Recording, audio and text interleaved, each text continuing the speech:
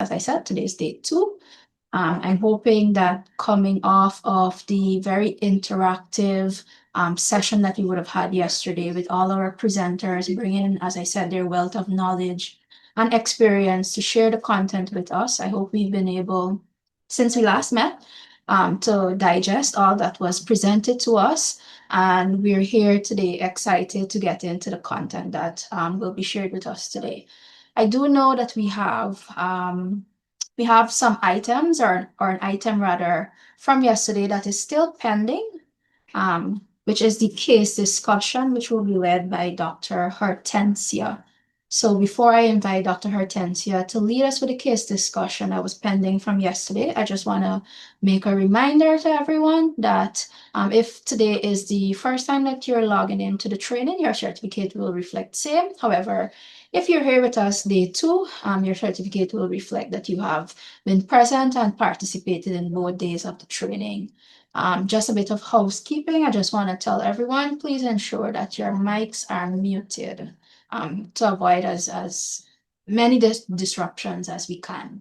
So with that being said, Dr. Hortensia, welcome again, and over to you. Thank you, doctor. Thank you, and good afternoon to all. I think the clinical discussion will be better at the end for keep the schedule for the first presenter and the second. And please go ahead with the schedule for today. And I put the clinical discussion at the end of my presentation for today. Okay? Is that okay?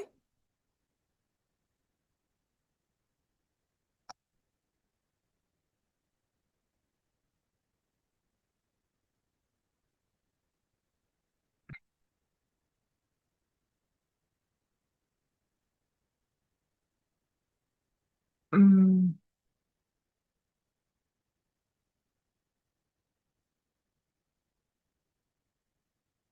Okay, in that case, Dr. Kisha, in the program of the agenda, the first item is the day one summary brief. Please go ahead with this and then with the non-occupational post-exposure prophylaxis.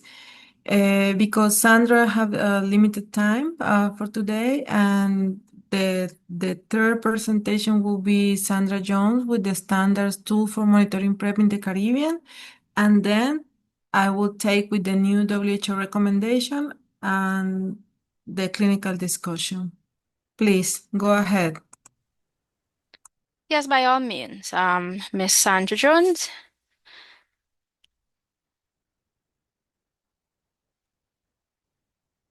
The first PowerPoint presentation is the day. Okay, the first thing in the agenda is The the summary summary brief. brief and then the non-occupational post-exposure prophylaxis. Okay. All right. I think I'm looking at the wrong edit of the agenda because I actually had Miss Jones for that. However, if on the updated agenda it's myself, no problem. I can go ahead with that. So for day 1 with the summary brief, as I would have said, we looked at quite a few presentations yesterday, um, being led by Dr. Hortensia for the Mentimeter, where we were able to, or she was able rather, to engage with the participants to ensure that she, got a good feel of where we are in terms of our expectations for the training, looking at PrEP and PEP very briefly. What are some of the challenges that, as countries that have already implemented PrEP and looking to do expansion of PrEP and NPEP services, what are some of the challenges that you're facing? And even looking at some of the facilitators as well. Both facilitators and challenges to PrEP expansion in our various countries.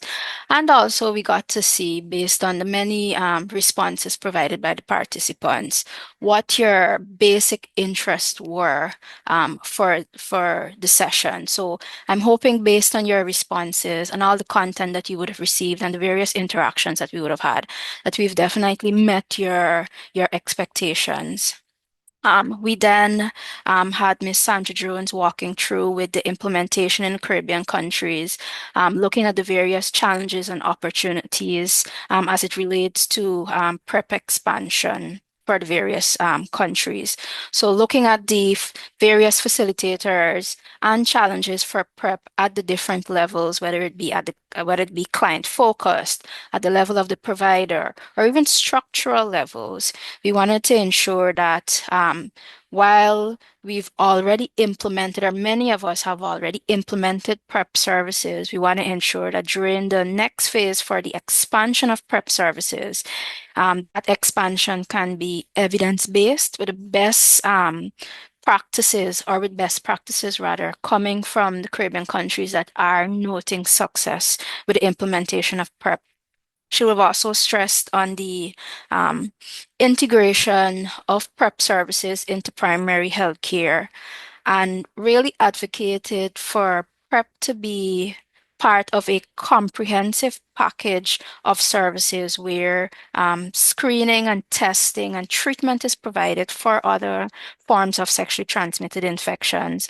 And then lastly, she also made a plea for or advocated and highlighted the importance of research in our various Caribbean territories. We know that getting data out of the Caribbean, it's sometimes a challenge, but we have to start somewhere. Research is extremely important.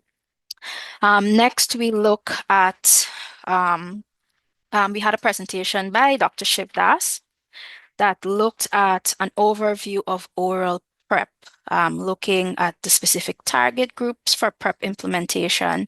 She also looked at the efficacy of PrEP, and she touched in depth on the WHO guidelines on oral PrEP and the evidence that exists for PrEP.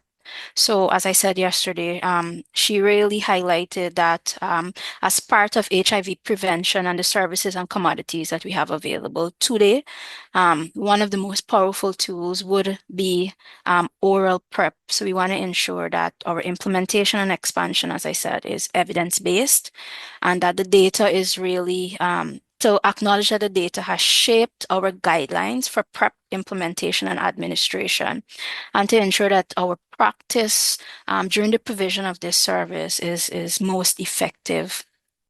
And also highlighting the fact that for healthcare workers and program planners, it's very important for us to be familiar with the guidelines, especially regarding treatment plans and the efficient use of all resources that are necessary for us to have the greatest impact. And then lastly, Dr. Hortensia would have taken a look again at PrEP, specifically the initiation and follow-up that is necessary, possible side effects, looking at the various PrEP modalities, weighing PrEP services to another combination prevention strategy, which would be non-post-exposure prophylaxis, and also looking at PrEP in regard to acute HIV infection. So PrEP, coming out of that particular presentation, I think we can all agree that initiating PrEP is not just about prescribing a pill. It's not as simple as that, but it also involves providing your clients with the right knowledge and the support and the follow-up care that is necessary. And us as healthcare providers should fully understand the various PrEP modalities, how to administer PrEP, and which clients the various modalities are actually applicable to. So all in all, I think I speak for all of us when I say that yesterday was definitely, it was content heavy, but it was definitely interesting, and we were able to learn a lot yesterday. So that brings me to the end of the day one summary. And we are going to move ahead with our presentations that we have lined up for today. Again, any questions that you may have, you can please post them in the chat. We'll try to follow along. And I think in the interest of time, because we want to ensure that we have all the items covered that we have planned for today, we are going to try and answer your questions either At the end of today's session, we'll go through the chat and try our best to answer all the questions. So now just allow me to pull up the first presentation.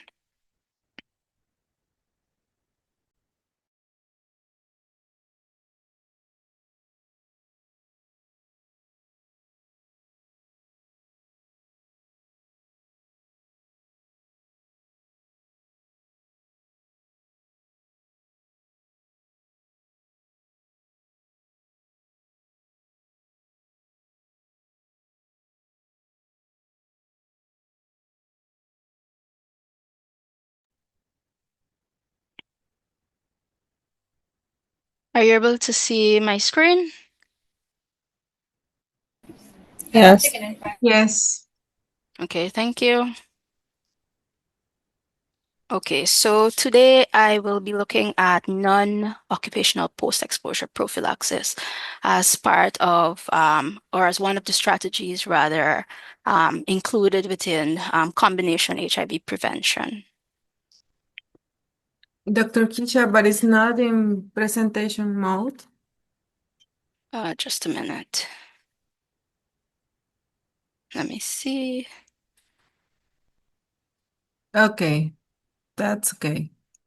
Okay, yes, thank you.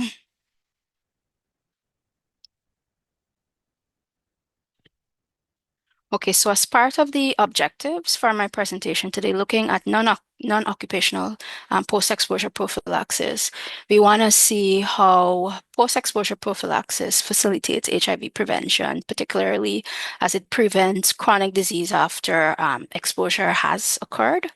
Next, we want to look at how post-exposure prophylaxis, what algorithms or algorithm rather exist, including how it ties in with PEP eligibility, and really focus on the timely access to treatment, noting that rapid access to post-exposure prophylaxis for individuals really is reliant on the urgency of starting treatment within that 72 hours.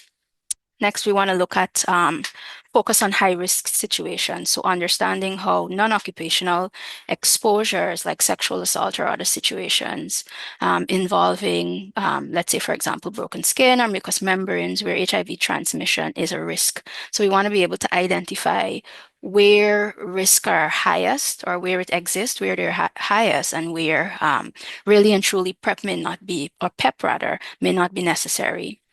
We also will be looking at efforts for integration. We know the WHO has a broader recommendation for non-occupational post-exposure prophylaxis to be integrated with other HIV prevention strategies, such as PrEP that we would have looked at yesterday, for those groups of individuals or communities with more frequent exposure risk. And then lastly, to touch on education and awareness, to ensure that we are supporting, providing education to individuals, healthcare providers, and communities on post-exposure prophylaxis, including its benefits, all the risk, and how persons can go about accessing treatment. Now, before we delve directly into post-exposure prophylaxis, we're going to understand how we got to where we are currently. So we're going to be looking at the Sustainable Development Goals very briefly, also or commonly referred to as the SDGs, which are a set of 17 global goals that were adopted by all United Nations member states in 2015. And it was part of the 2030 Agenda for Sustainable Development.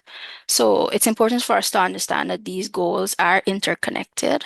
And we should also recognize that the progress and success in any one area often depends on the progress and success of the others.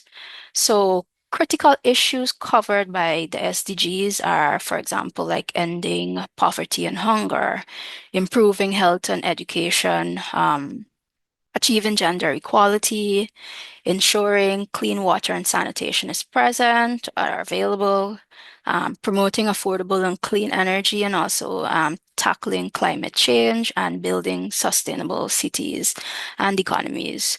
Now, looking at these 17 SDGs, as much as we would have noted that they're all interconnected and dependent on each other for progress and success, there are three particular SDGs that are more specific for public health, meaning that they're highly relevant. So the one we'll be looking at is SDG 3, which speaks to good health and well-being, and that really focuses on ensuring that healthy lives and promoting well-being at all ages for all.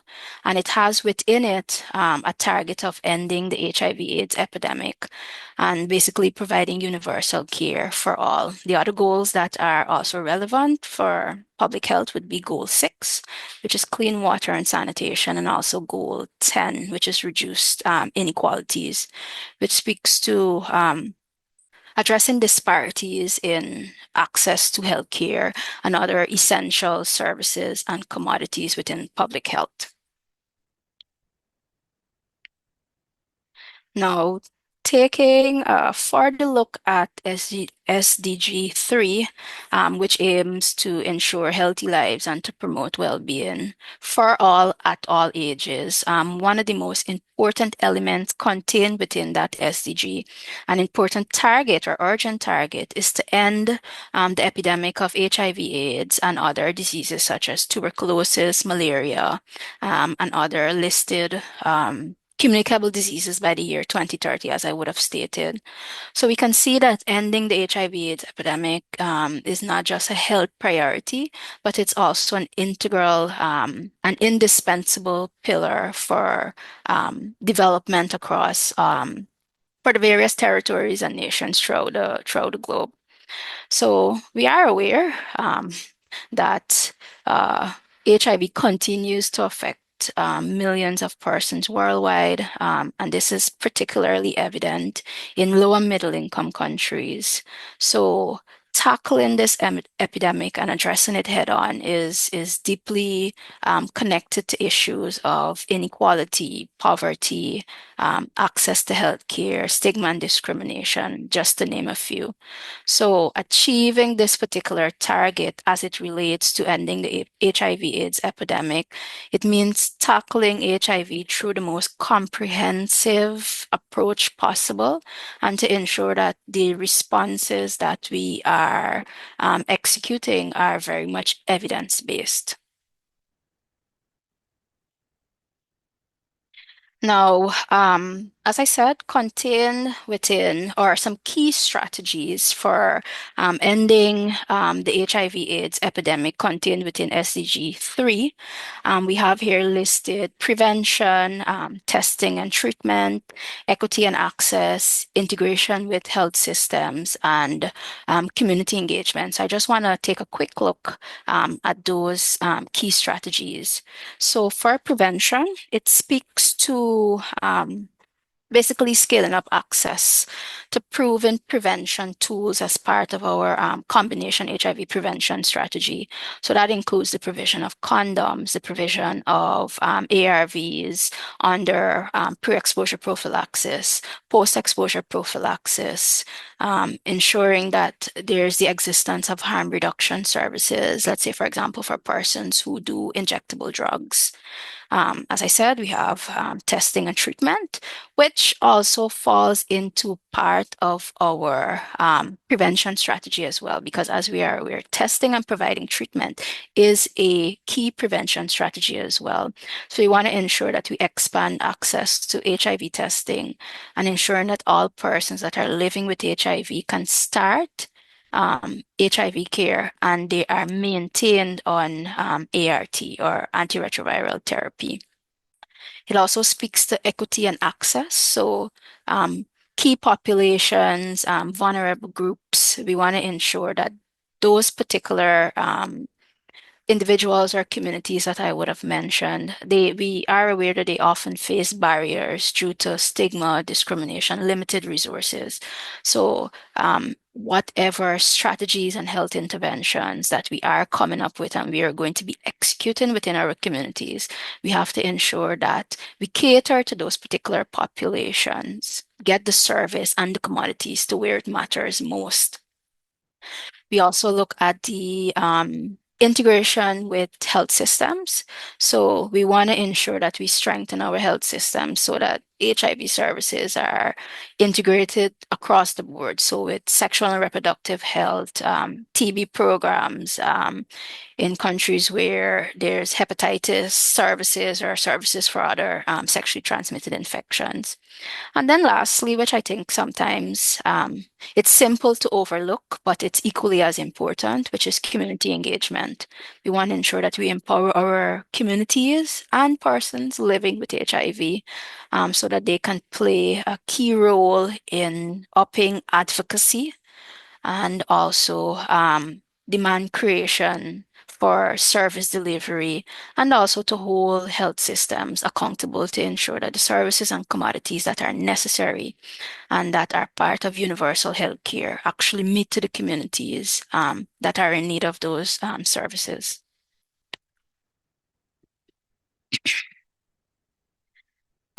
So now looking directly, shining the spotlight directly on post-exposure prophylaxis.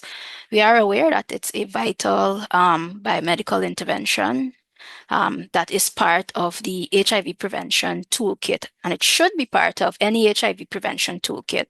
So post-exposure prophylaxis, commonly referred to as PEP, it involves the use of antiretroviral therapy by someone who is HIV negative after a possible exposure to HIV would have occurred, and it is with the purpose or the aim of preventing infection.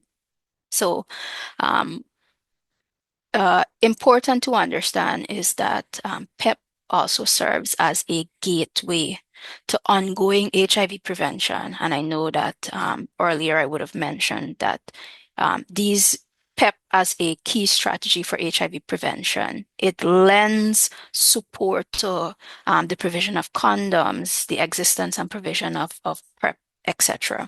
So individuals who access PEP after high-risk exposure, we must know that they can be counseled about eventually transitioning to PrEP, pre-exposure prophylaxis, if we feel it or if they feel that they are likely to encounter any sort of continued risk. So the takeaway from this is that PEP, it's a critical biomedical strategy, and it complements the other approaches such as PrEP, condoms, harm reduction, and treatment as prevention, which is something that I would have stressed earlier.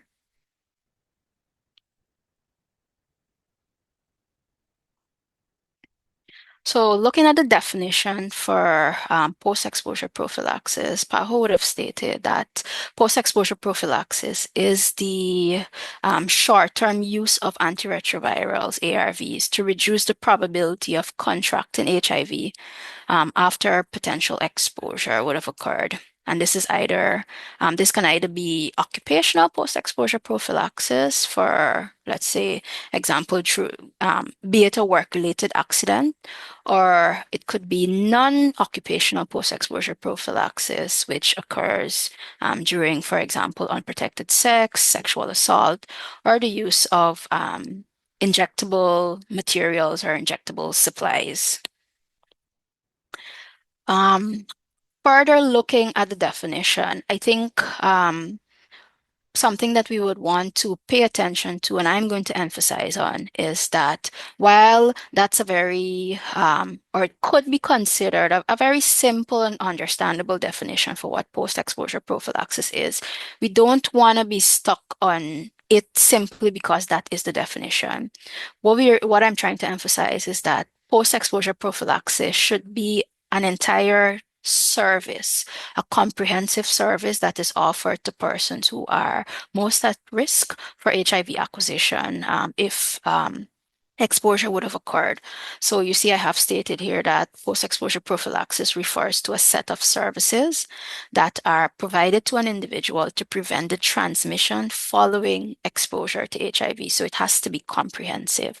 Some of the services that you can find as elements contained within PEP services would be first aid in the case of occupational post-exposure prophylaxis, but looking specifically at non-occupational post-exposure prophylaxis, you want to ensure that those persons are provided with counseling that includes an initial assessment of risk for HIV acquisition. You want to ensure that there's HIV testing done to the exposed individual and possibly the source individual, if available and accessible. And depending on the outcome of the exposure assessment, you then want to, as rapidly or as early as possible, initiate a 28-day course of antiretroviral therapy with the appropriate support and follow-up. And a little on in the presentation, we'll touch on the appropriate support and follow-up as necessary. So this here, it's just for us to have a general understanding of the distinction between pre-exposure prophylaxis and post-exposure prophylaxis. So pre-exposure prophylaxis, standing for as I said, PrEP, standing for pre-exposure prophylaxis, and it means taking antiretroviral medicines, specifically antiretroviral therapy, before potentially being exposed to HIV to prevent becoming infected, while post-exposure prophylaxis, commonly referred to as PEP, means taking antiretroviral therapy after potentially being exposed to HIV to prevent becoming infected.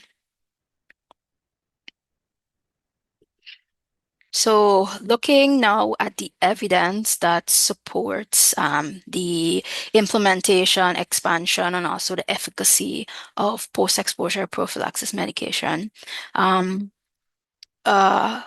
would say, and it is evident that the evidence that exists, there's no real randomized control trials that have assessed the efficacy of HIV post-exposure prophylaxis, meaning that in terms of the experimental epidemiologic studies, because of ethical considerations, there aren't any or many that do exist. So the evidence that we have for PEP efficacy comes from one case control study. It also includes evidence from several animal studies and evidence that we would have obtained from observational studies. And basically what these studies show is that HIV PEP can reduce the risk of infection if taken quickly after exposure and for a long enough period, meaning for the 28 days that we would have noted earlier. So while the data from these animal studies and different models are important, and they can yield results that indicate that the time for exposure with PEP lends to its efficacy, obviously, these studies that we would have highlighted, they do have their limitations. And there's observational studies as well that suggest that PEP can reduce the risk of HIV by more than 80%. And of course, the effectiveness is highly dependent on a patient's adherence to the treatment regimen. And in case of non-occupational exposure, no further exposures to HIV.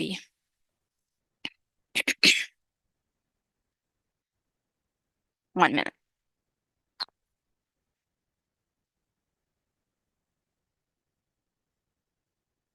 Let me just move my screen.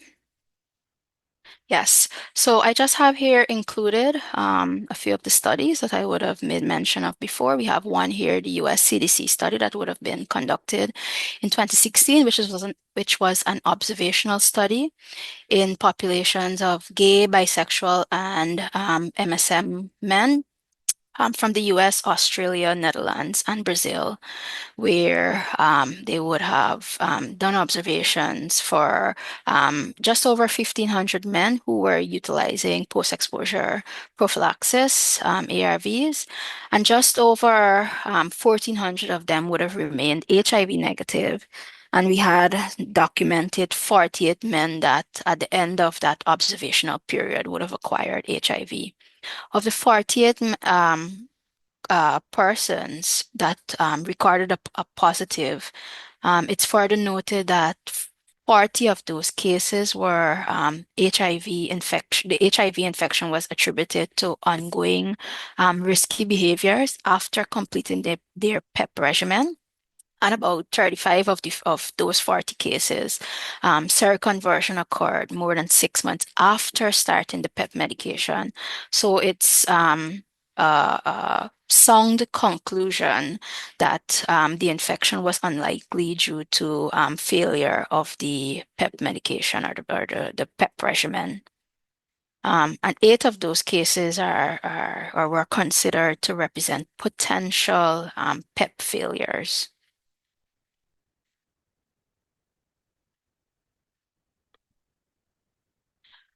Another study here that I would have included would be for a mixed population where they looked at adults, adolescents, children with sexual and non-sexual exposures, including consensual sexual relations, sexual assault, injecting drug use, and needle stick injuries. So about 2,209 persons completed a 28 days course of non-occupational post-exposure prophylaxis. There were 19 seroconversions recorded with one NPEP failure.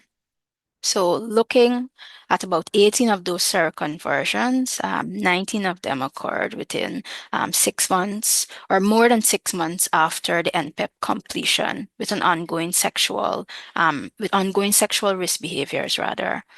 There was one poor adherence and one initiation of PrEP later than the 72 hours with high risk exposure and poor adherence to their PEP regimen.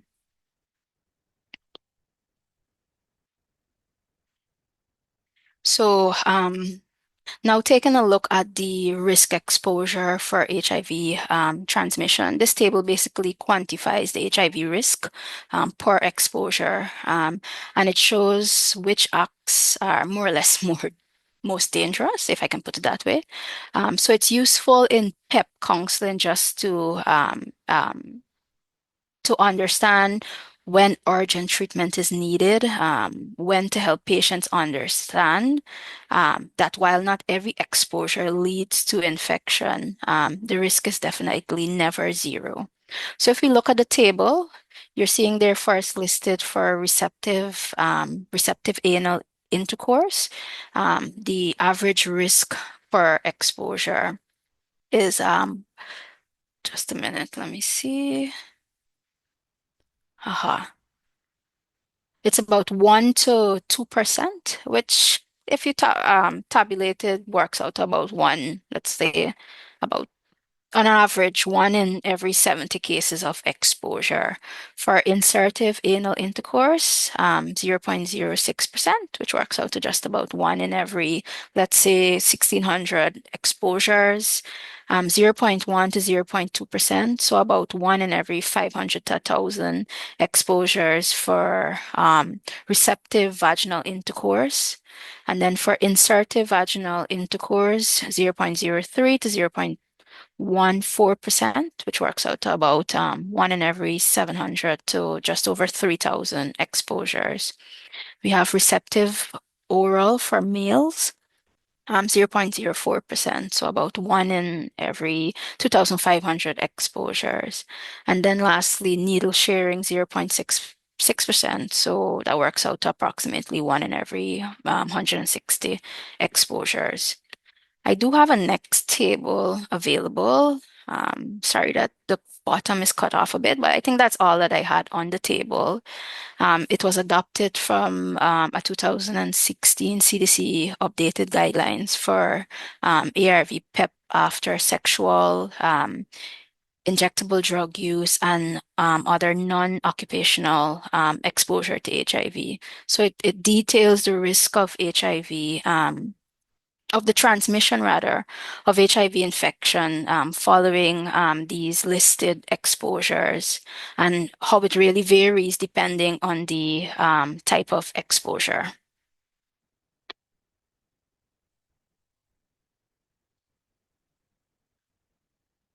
Moving on to the steps in an approach to post-exposure prophylaxis. We do have listed there access to assess rather, risk of exposure, determine the appropriateness of prescribing PEP. There's the involvement of baseline testing, selecting the appropriate PEP regimen, and to provide a sound and comprehensive follow-up plan for our exposed clients. So in all cases, the decision to administer PEP must weigh the risk of infection of HIV against any possible inconveniences that may exist with the administration of PEP. Though the risk of, let's say, for example, possible side effects is much less now with the recommended regimens that we have available to us. So looking at the care pathway for people exposed to HIV, I'm just going to mention briefly, this is more or less a pathway that can be used as a guide. In my next slide, we're going to go through and quickly try to touch on the various pillars. This is a pathway that, as I said, can provide guidance for the administration, the evaluation and administration of PEP to our exposed clients. So you have your assessment, your counseling and support, prescription of the medication, and then, as I mentioned before, any follow-up that is necessary for our clients. So looking at them very quickly, as I said, the pathway provides a very clear and comprehensive understanding, which is essential to guide the management of these individuals. And the pathway also calls, or it ensures rather, that there's timely intervention, the existence of continuity of care, and there is the necessary linkage to long-term HIV prevention services. For example, the provision of commodities such as condoms, regular testing, and pre-exposure prophylaxis, navigating that client eventually into pre-exposure prophylaxis if there is a risk of continued exposure. So looking firstly at the initial assessment, which involves risk evaluation, which assesses the type of exposure, so whether it was sexual, occupational, needle sharing, etc. It also looks at the HIV status of the source, if known, and the timing that the exposure would have occurred. Then you have, as part of that initial assessment as well, the necessary baseline testing. So you want to conduct an HIV rapid test to the exposed individual, establish their HIV status before initiating any PEP regimen, and in the case of females, screen for pregnancy where applicable, and screen all clients for the various forms of sexually transmitted infections, the other forms of sexually transmitted infections. Moving on to the then immediate intervention that can be offered to that client. So for post-exposure prophylaxis, you want to initiate PEP as soon as possible within that first 72 hours rather, of exposure, and to ensure that a 28-day course, or rather a 28-day course is the recommended. And you want to, the recommendations coming out in terms of best practice is that you really don't want your clients to fall through the cracks.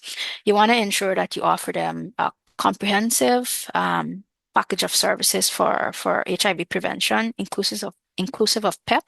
And if you're putting them on a PEP regimen, you don't want to give them a few days unless you find that it is absolutely necessary for you to bring them back for some sort of evaluation. The recommendation is that you try to assess your client as best as you can in the moment that you have them present there.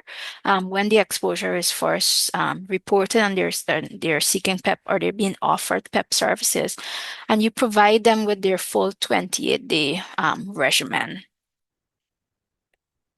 We also, as part of our immediate intervention, we want to look at preventative measures. So offer emergency contraception, if relevant, prophylaxis for any other STIs. And then we move on to follow-up care.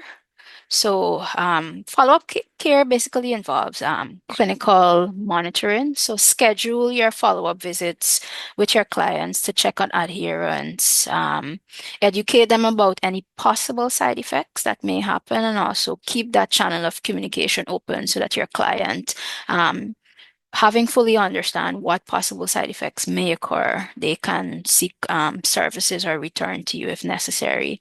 And then also to provide the necessary psychosocial support.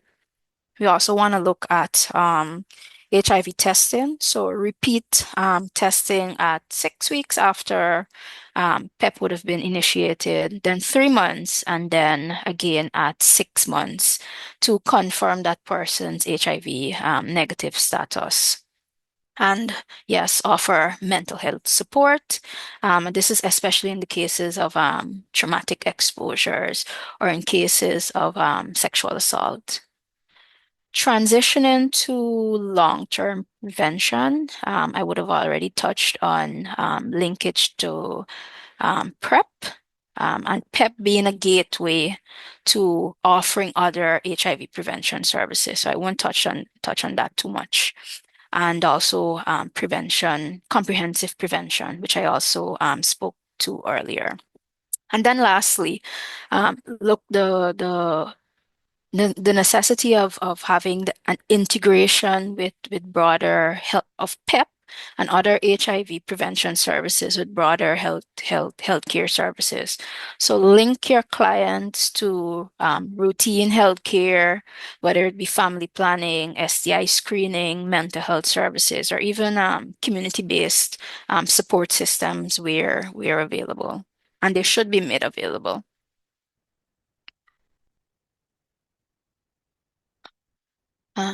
So this just covers the eligibility for non-occupational post-exposure prophylaxis, and it speaks to if it's within the 72 hours after exposure, if the exposed individual is HIV negative, if the source of exposure is HIV negative, or if their status is unknown. And lastly, there's a defined risk of exposure for sexual assault cases. So we are going to look at the looking at the PEP algorithm based on the eligibility. So what the algorithm is really there for, and it emphasizes, is the need for rapid risk assessment, where PEP initiation is the recommended for substantial exposures that would have occurred within 72 hours. So we can make a clear distinction between what is substantial risk and what is negligible risk that would not require treatment or the administration of post-exposure prophylaxis. So looking at the algorithm, you want to first assess the exposure risk. So I think it might be easier if I'm going through to first look at situations in which we would not recommend PEP. So let's say if there was, let me just use my here. Let's say there was negligible risk exposures where there was contact of vaginal contact to the vagina, rectum, eye, mouth, or non-intact skin with urine, saliva, tears, or even nasal secretions. Unless those are visibly contaminated with blood, PEP is not recommended, regardless of the source, HIV status. Now, looking on the other side, I'm looking at the substantial risk exposures. So, where there's contact with all of those um, solutions or substances that I would have mentioned before, with potentially infectious fluid, where there's non-intact skin or injuries, let's say, for example, through needle stick, where there's been fluid of concern. So the fluids that we know are mediums that hold highest percentages of are more likely to transmit HIV rather. So, for example, blood, semen, vaginal secretions, rectal secretions, breast milk, or any other bodily fluid that has been contaminated with blood. So it states there that good. If the source is known to be HIV positive, the recommendation is that you actually implement PEP. And if the source is of unknown HIV status, it's really up to you now, the healthcare provider, to do a case-by-case determination on the exposure risk. We then want to look at the timing of the exposure. So if it is within the 72 hours since the exposure and it involves a substantial risk and it meets all the previously mentioned criteria, we want to initiate NPEP immediately. If it is past the 72 hours of exposure, NPEP administration is not recommended as the efficacy outside of that 72-hour window has sharply declined.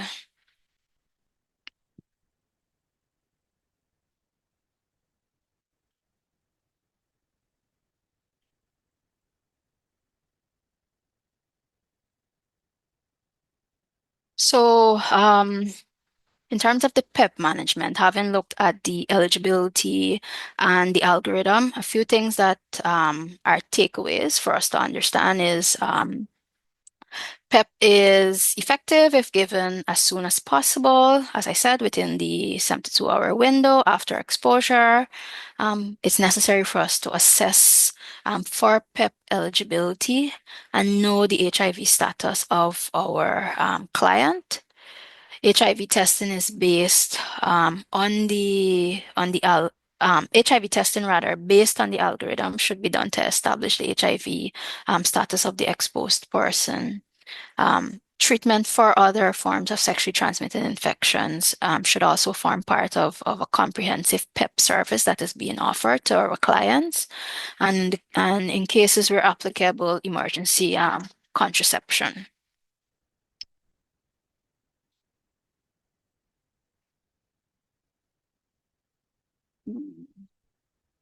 All right. So this is a basic outline of the ARVs that we use for as part of our PEP regimen. And I think I go into it a bit more in detail in the next slide. Good. So following the regimen for non-occupational post-exposure prophylaxis in adults, the first recommended regimen is actually a combination of 2 NRTIs and 1 integrase inhibitor. So the recommended regimen is the tenofovir, lamivudine, and dolutegravir, the TL, commonly referred to as TLD, which is a fixed dose combination of the 3 drugs that I would have mentioned before, with your what should I say? Your anchor drug being your dolutegravir. And in children 10 years or younger, the AZT with the 3TC, or an alternative regimen could be the tenofovir with the TTC as well, and you administer the dolutegravir based on their weight. And again, we emphasize that NPEP should be started within 72 hours of exposure, given for 28 days. And if your client misses their dosing beyond the 48 hours rather of starting a regimen, the recommendation is that you discontinue the PrEP for that client. So we really have to, when we're giving our clients counseling in terms of how they should utilize the PEP medication, we really have to do a bit of education and awareness with our clients and ensure that we establish avenues of communication where your client is counseled and they fully understand how they should utilize their PEP regimen. And if possible, if they can have social support, whether it's from a family member or someone close to them that can actually help them, if it's necessary, for someone else, for it to be explained to someone else to ensure that they help that person in regard to their adherence to the regimen.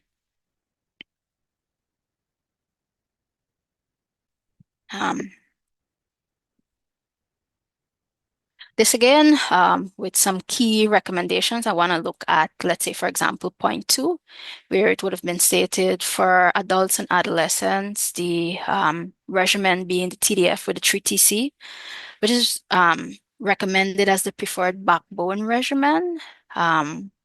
And then for children, again, the AZT with the 3TC, which is recommended as the preferred backbone regimen. And again, you dose the dolutegravir based on their weight.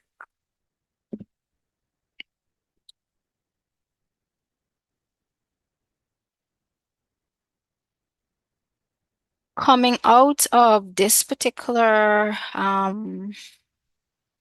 slide, if we're comparing, let's say, for example, the anchor drug, because what I failed to mention earlier is that, and it lends importance to this particular slide, is that there are regimens where you're going to see the two fixed drugs that can be used as part of a non-occupational post-exposure regimen. However, coming out of the WHO and PAHO and other agencies, the recommendation is that a third drug should be affixed, which would be the dolutegravir.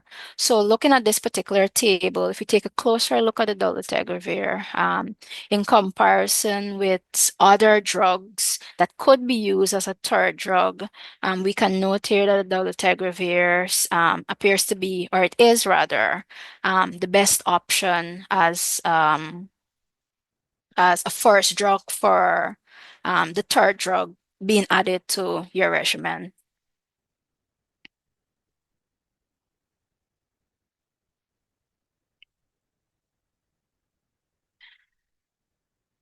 This particular slide outlines the laboratory monitoring that is necessary for post-exposure prophylaxis. And these are basically the baseline tests that I would have made mention to earlier and how often they should be repeated and at what interval. And these are some recommendations, which basically they're repeating stuff that I would have already mentioned in my presentation. So in the interest of time, this does bring me to the ending of my presentation for today. I just want to make a few acknowledgements. One first to Dr. Shanti Singh from PANCAP for providing some of the data that was utilized for my presentation today, and also acknowledging Dr. Divya Shivdas here at the NAPS that have also provided some guidance and lent support as well. So thank you to both of you, ladies. Any questions? Good afternoon. I am Tekla Jack from St. Vincent. Good afternoon. Very good presentation, very informative. Can you go back to the slide the second to last slide that has on the um, the test, the follow, the basic screening test for me, please. Let me just open it in.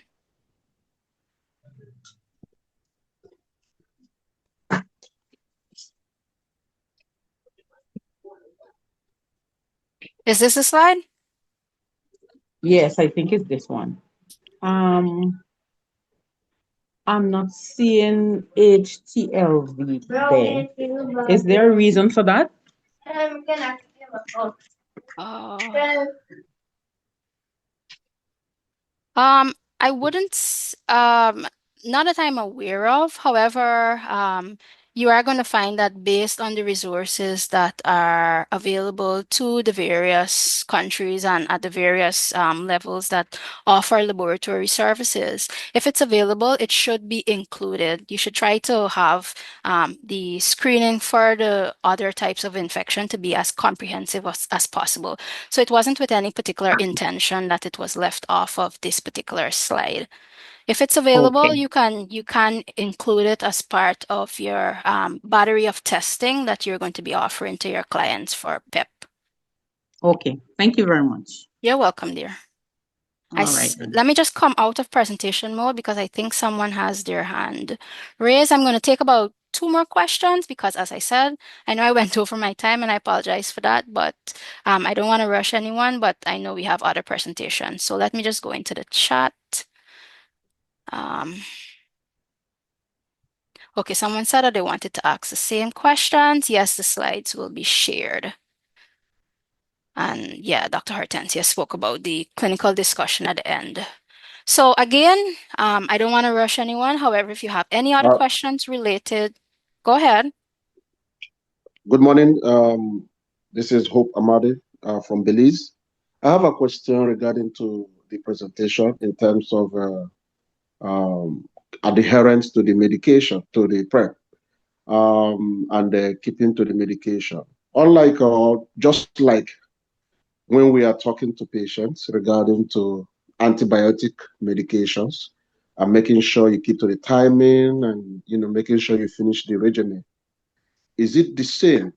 So, for example, a patient starting the PrEP program, as you have presented, maybe within the first 48 hours or 72 hours, and within the next 28 days or thereabout, as you mentioned, if the patient misses this medication, the time or the day, and they are not able to continue, what happens? And what would be the best course of action? Thank you. Okay, so the recommended, and I think so there is a bit of a gray area. The recommendation is that you should encourage your clients as part of their adherence to their PEP regimen for them to not miss any of their dosage. But I did mention in the presentation that they have as much as 48 hours in which they can, if they miss their dose, they can still continue their PEP regimen. However, as I would have also mentioned, if they go beyond that 48 hours of not utilizing their ARV, the efficacy, studies would have showed that the efficacy of them still taking the PrEP medication in terms of the efficacy of it being able to prevent disease progression significantly declines. So as part of the general management of clients who have been exposed and placed on post-exposure prophylaxis, if they would have missed the 48 hours, we do not continue them on a PEP regimen. What you can do is follow them closely, especially clinically in your health facility. Treat them for whatever, let's say if they have any form of sexually transmitted infection, and you just follow them closely clinically and you test them at the various intervals. So you can do the testing again at 6 weeks, 3 months, 6 weeks, 3 months, and then 6 months again to see if your client starts to exhibit any symptoms of, let's say, for example, acute HIV infection, if acquisition would have occurred. But even if your client misses, and let's say, for example, they neglected to take it at a particular time, which they would have started and it's part of their regimen, I usually advise my patients to take it when you remember, because you still have that 48 hours. But as I said, it's a bit of a gray area because in telling them that, you don't want to encourage them that they can miss their dosing. You want to emphasize how important adherence is and for them to link taking their medications with something that is stable and, let's say, for example, frequent, some sort of activity, quotidian activity that is frequent for them. So if they're accustomed to taking a breakfast every morning, or they know that the last thing they do before they go to bed is brush their teeth, I encourage them to link it to that so that you don't ever forget to take it.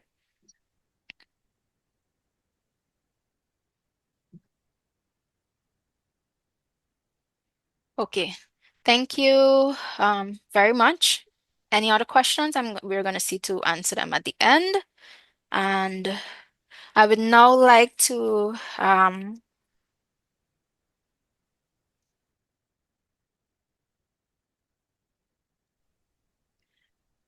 yeah, sorry about that. I would now like to invite Miss Sandra Jones as she leads us in her presentation. And forgive me, Miss Jones,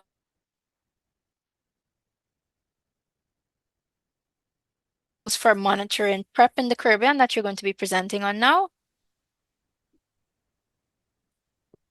I don't think I'm hearing Yes, you. yes. Okay, okay, I will share my slides. It's okay. okay then. Thank you very much, and over to you. Good afternoon, everyone, and it's nice to see everyone today. What just happened to my slides? Do, do, do, do, do, do. Give me just 1 second, please, because I think I hit something and closed the presentation.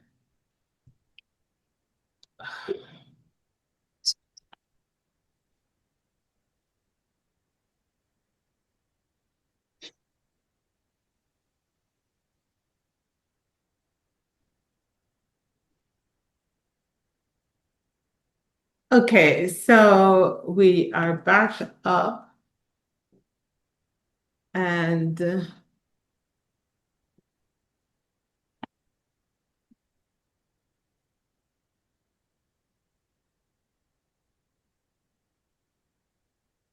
oh, can I have the request to share, please? It's not allowing me to share.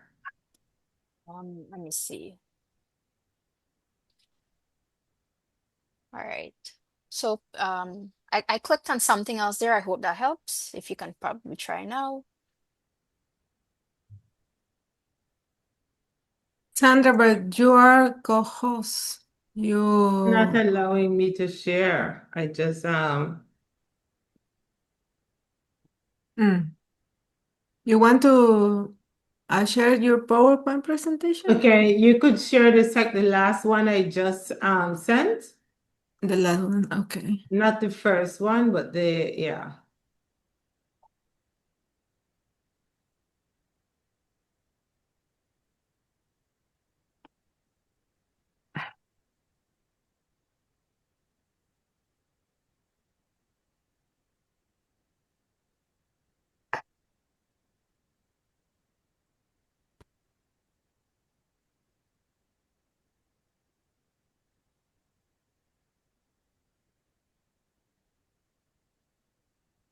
All That right. Yes, that is it. Thank you. Thank you very much.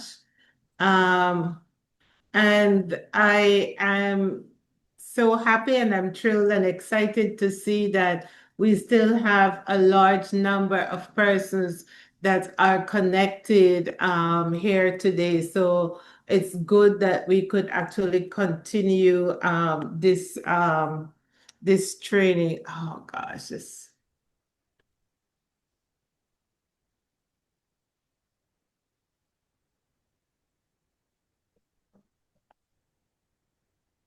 Okay, so what I'm going to do just very briefly, and I know that We have already gone through, okay, you're seeing the slides from Hortensia. We have already discussed the whole issue of PrEP, the PrEP services, and the relevant details as it relates to PrEP and the implementation of PrEP services. But like all services, we need to have an understanding of the manner in which the service is achieving its objective. We need to be able to understand and to know if the coverage is appropriate. Let me just do something here because I am not, yes. We need to know if the coverage is appropriate. The data that we're collecting, is the data available for us to actually implement? Those are some of the key areas and key things that we need to do as program managers, as healthcare providers in actually monitoring the service that we are providing. And so what I'm going to be sharing here is the information that PAHO has put together and based on the WHO guidance to actually look at the monitoring of the prevention services, particularly in this case, PrEP, for key population or for the population we serve. Next slide, please. Over the years, and PAHO WHO has developed numerous documents to monitor PrEP. These are available on the web, and so you'll be able to actually review those documents and to actually upload them to actually look at what are, and to actually use them in your service. Next slide, please. But before I do that, can we just go back to the first one? One of the things I wanted to highlight in the previous slide is the framework for the monitoring of HIV/STI services for key population in Latin America. This was a tool that was developed by PAHO, and basically it's helped us to actually monitor the HIV/STI services that are being provided to the population that is being served, so that we know after 12 months what is the success of the services. And so I would encourage everyone if they could actually have a look at this. Yes, all of the documents, but I think this one would be a good reference document to use in your service, in your program. Next slide. So yesterday I spoke about the limited availability of data in the Caribbean.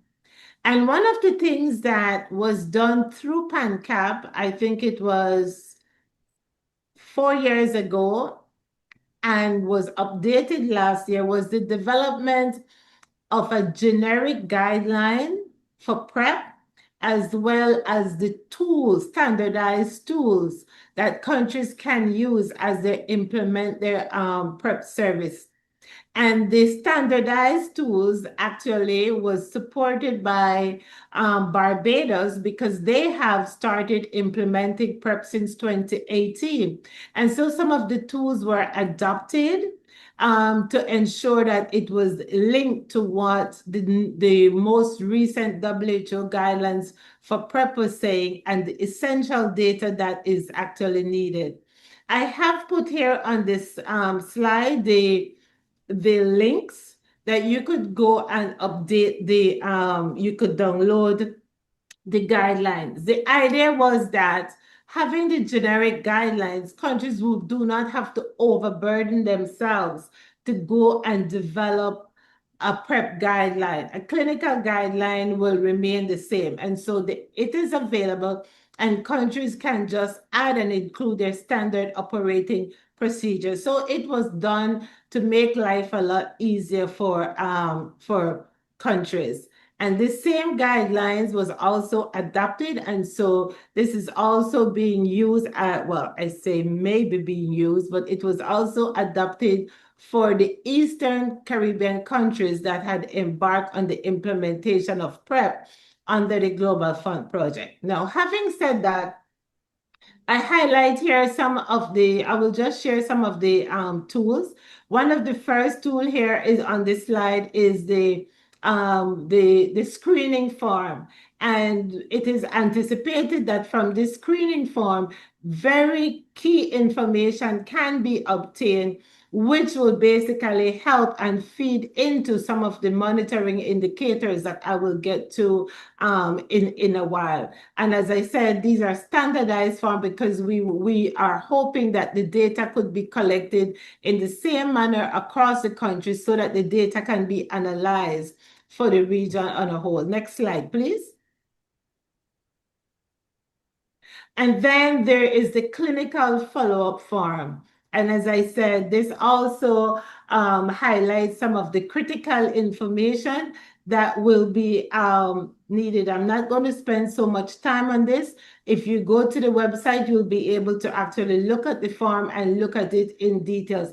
And this will actually help. And you don't have to use the form as is. If you don't have the forms, you could actually adapt it for your reality. There may be other information that you may want at the country level, but keeping in mind that these variables that are identified are some of the variables to track across the region. Next slide, please. And so as we're getting into the monitoring, you will know over the years there have been a multiplicity of documents that talk about the monitoring of HIV service and different services, including PrEP. And so what PAHO WHO has done is to try and consolidate some of the information to make it much easier, the entire data collection process, not to overburden countries, but how can it be simplified so that countries will be able to collect those critical, essential data that will allow for the monitoring of the PrEP services. So this is a new tool that is currently being developed. I will summarize some of the indicators very shortly. We hope that within the next couple months or so, this document will be available. Hortensia is one of the lead authors on this. And so if there's any specific question as it relates to some of the intricate details, I'm sure she will be able to provide feedback. Oh, I just noted it's going to be available in September.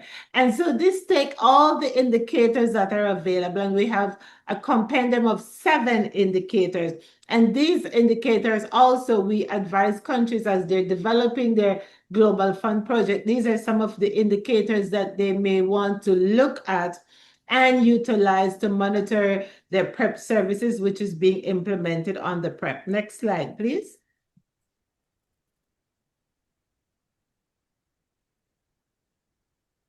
So we need to look at what information do we need to monitor the coverage of PrEP. And of course, we need to know who is on PrEP, the uptake of PrEP. Are there adverse events as it relates to PrEP? Continue to click, please. Do we have people who have acquired HIV or STI while on PrEP? These are some very critical information that you will need to know. And these indicators try to actually address some of those issues. So it's not only the indicator that will allow you to respond to the global community, but as I said earlier, allow you to actually measure and understand what it is happening in your program, in your service, in order to support evidence-based planning. Next slide.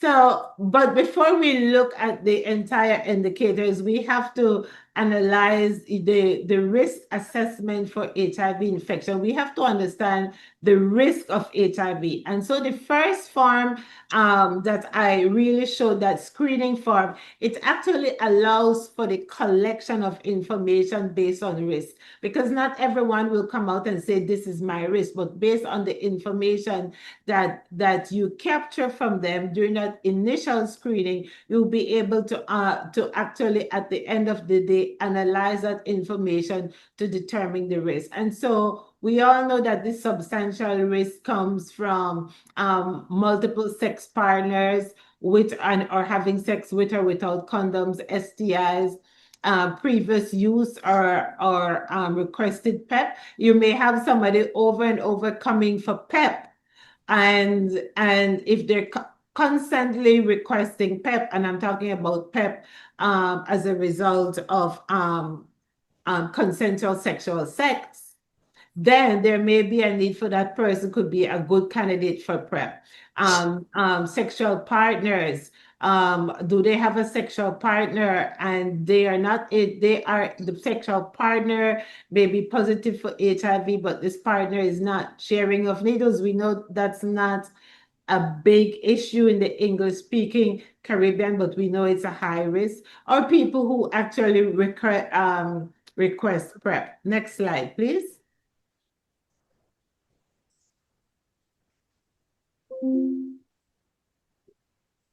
So we look here at the first indicator, which look at people who need PrEP because they are at substantial risk for HIV. We have established those risks. We all know those risks throughout the work that we do. And let's look at the number of people that after HIV, after the risk assessment, are considered a substantial risk for HIV. And so this can be calculated in two ways, using the programmatic indicator or population-based indicators. But we all know sometimes about the cost as it relates to these population-based assessment. And so the programmatic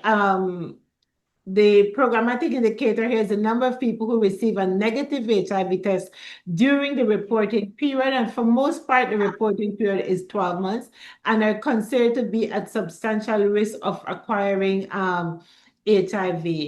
And so this, I would think, would be a very much an easy indicator that can be reported on. And for like all indicators, you would want the data to be disaggregated by age, by sex, male, female, and of course by key population.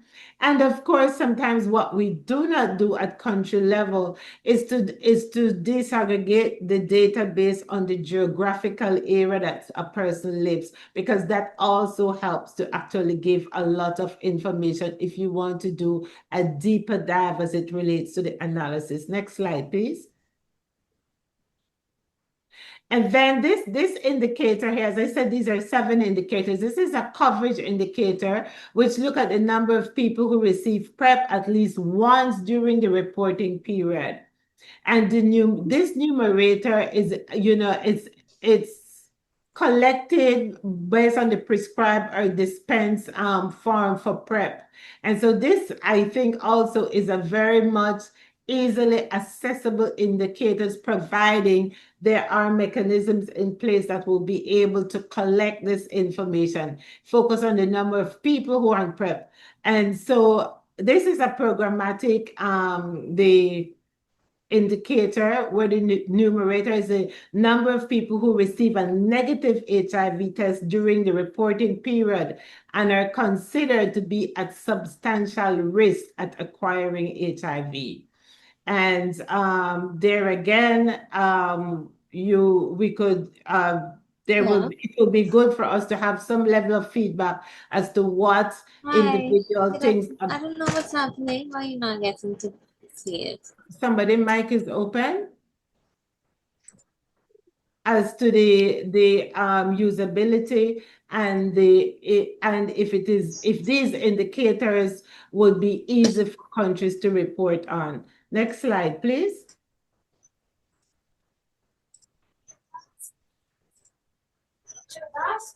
Yeah. This other indicator, there's someone whose mic is open. This other indicator speaks to the number of people who receive PrEP at least once during the reporting period.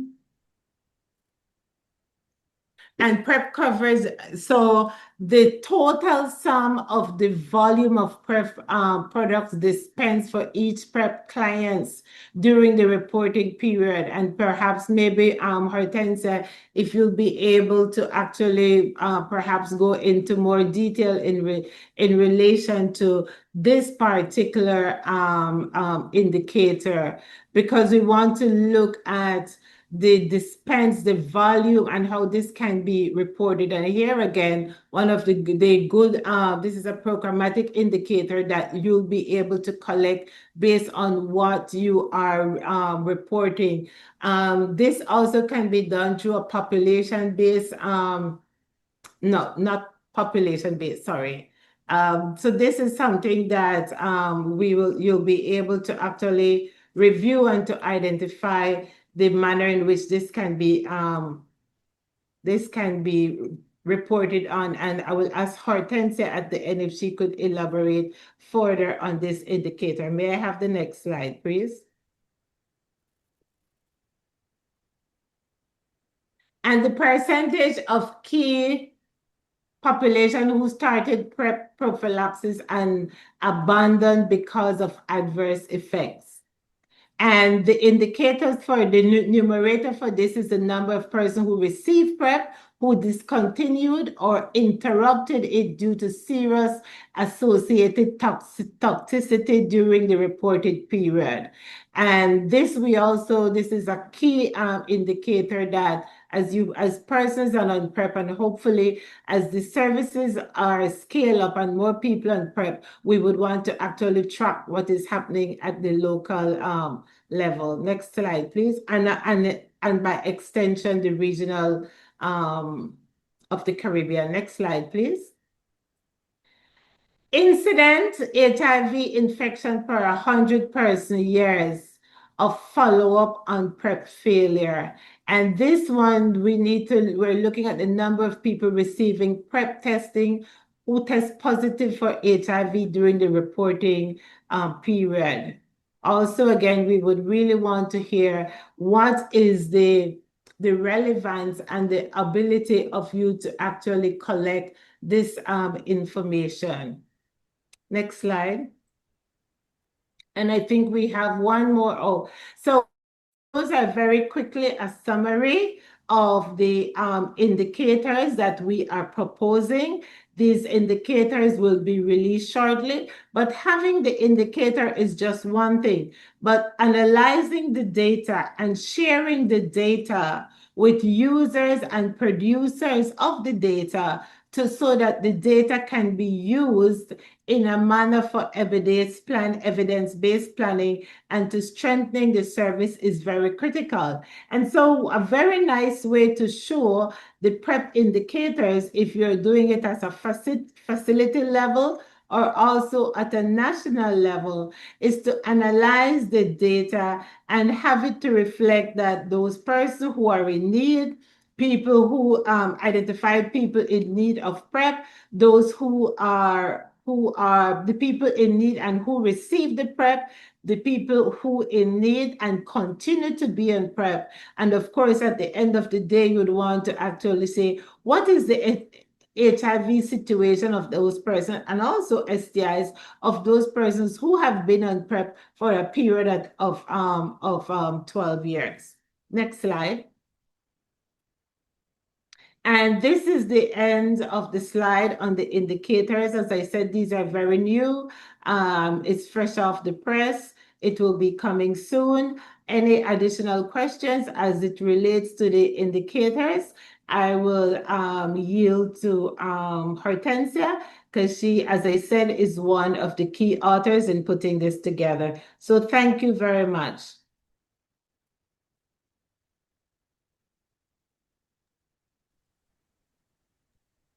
Thank you, Sandra. Thank you very much, Ms. Jones. Yes, we will be taking questions at the end or or with Dr. Hortensia. But again, thank you very much, Ms. Sandra. We can't hear you, Dr. Chin. I'm not certain if I'm the only one, but I'm not able to hear you. I'm sorry. Dr. Hortensia, can you hear me or anyone else? You Your voice, hear low. very You away. sound very far away. Yes. All right, I'm not too sure what's going Yeah, on. it's good Okay. now. Yes, technical difficulties on my end. But I was just saying that, yes, again, thanks to Ms. Jones for your presentation. And you really emphasized the point that having our indicators, documenting our progress and also looking at the data coming forward. The data doesn't just support best practices and to ensure that we have evidence for best practices so that we can implement in other countries looking to expand on their PrEP services. But it forms a basic pillar for our public health approach, both the health indicators and also collecting the necessary data and subsequently analyzing that data. So thank you again very much for your presentation. And I do want to now invite Dr. Hortensia, who is going to go through the new WHO recommendations for PrEP and HIV testing. Dr. Hortensia, over to you. Thank you, Dr. Kisha, and thank you everyone for being in here. I think we have almost the number of persons that we have yesterday. I just want to say that virtual training is challenging. It's not so easy to remain into the computer or in the cell phone. And please give us some sign that you are there because now can be hard, like thumbs ups. Okay, that's good. That's give me some very good um, vibes to start this presentation. I want to say that is this PowerPoint is for the new WHO recommendation. If you have questions, please put them on the chat. In that way, when I finish, I can try to order my way of thinking and give you the best answer that I can.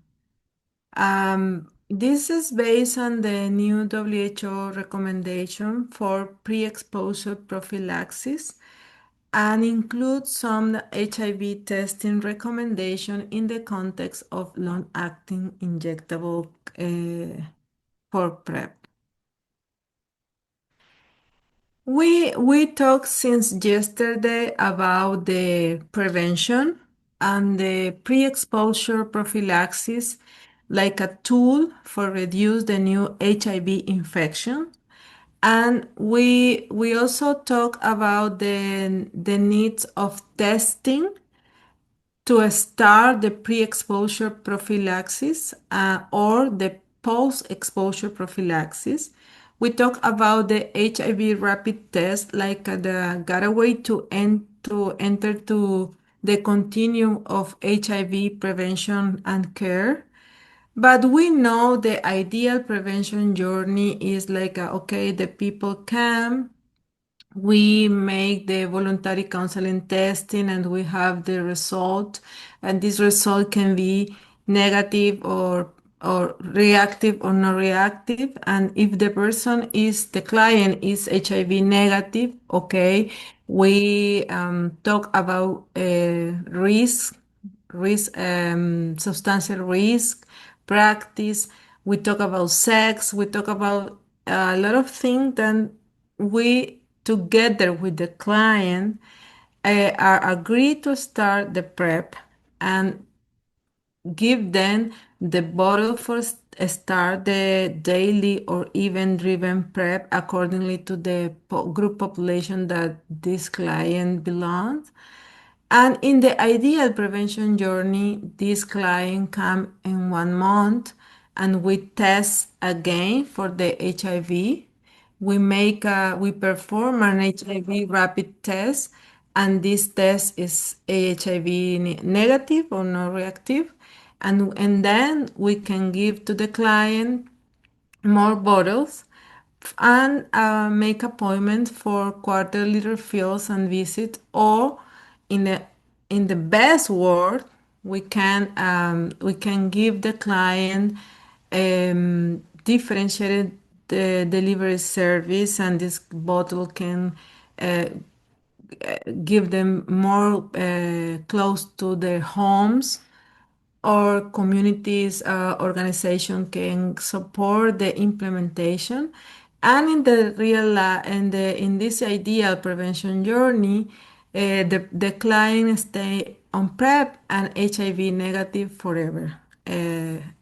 We say happily ever after, like a marriage, no? When we take vows and we say we are married, every say we are married for the and then the deaths apart us, no? We happily ever after. The real life life is more complicated than it looks. Marriage or be with another person is hard. It's not so easy like a life.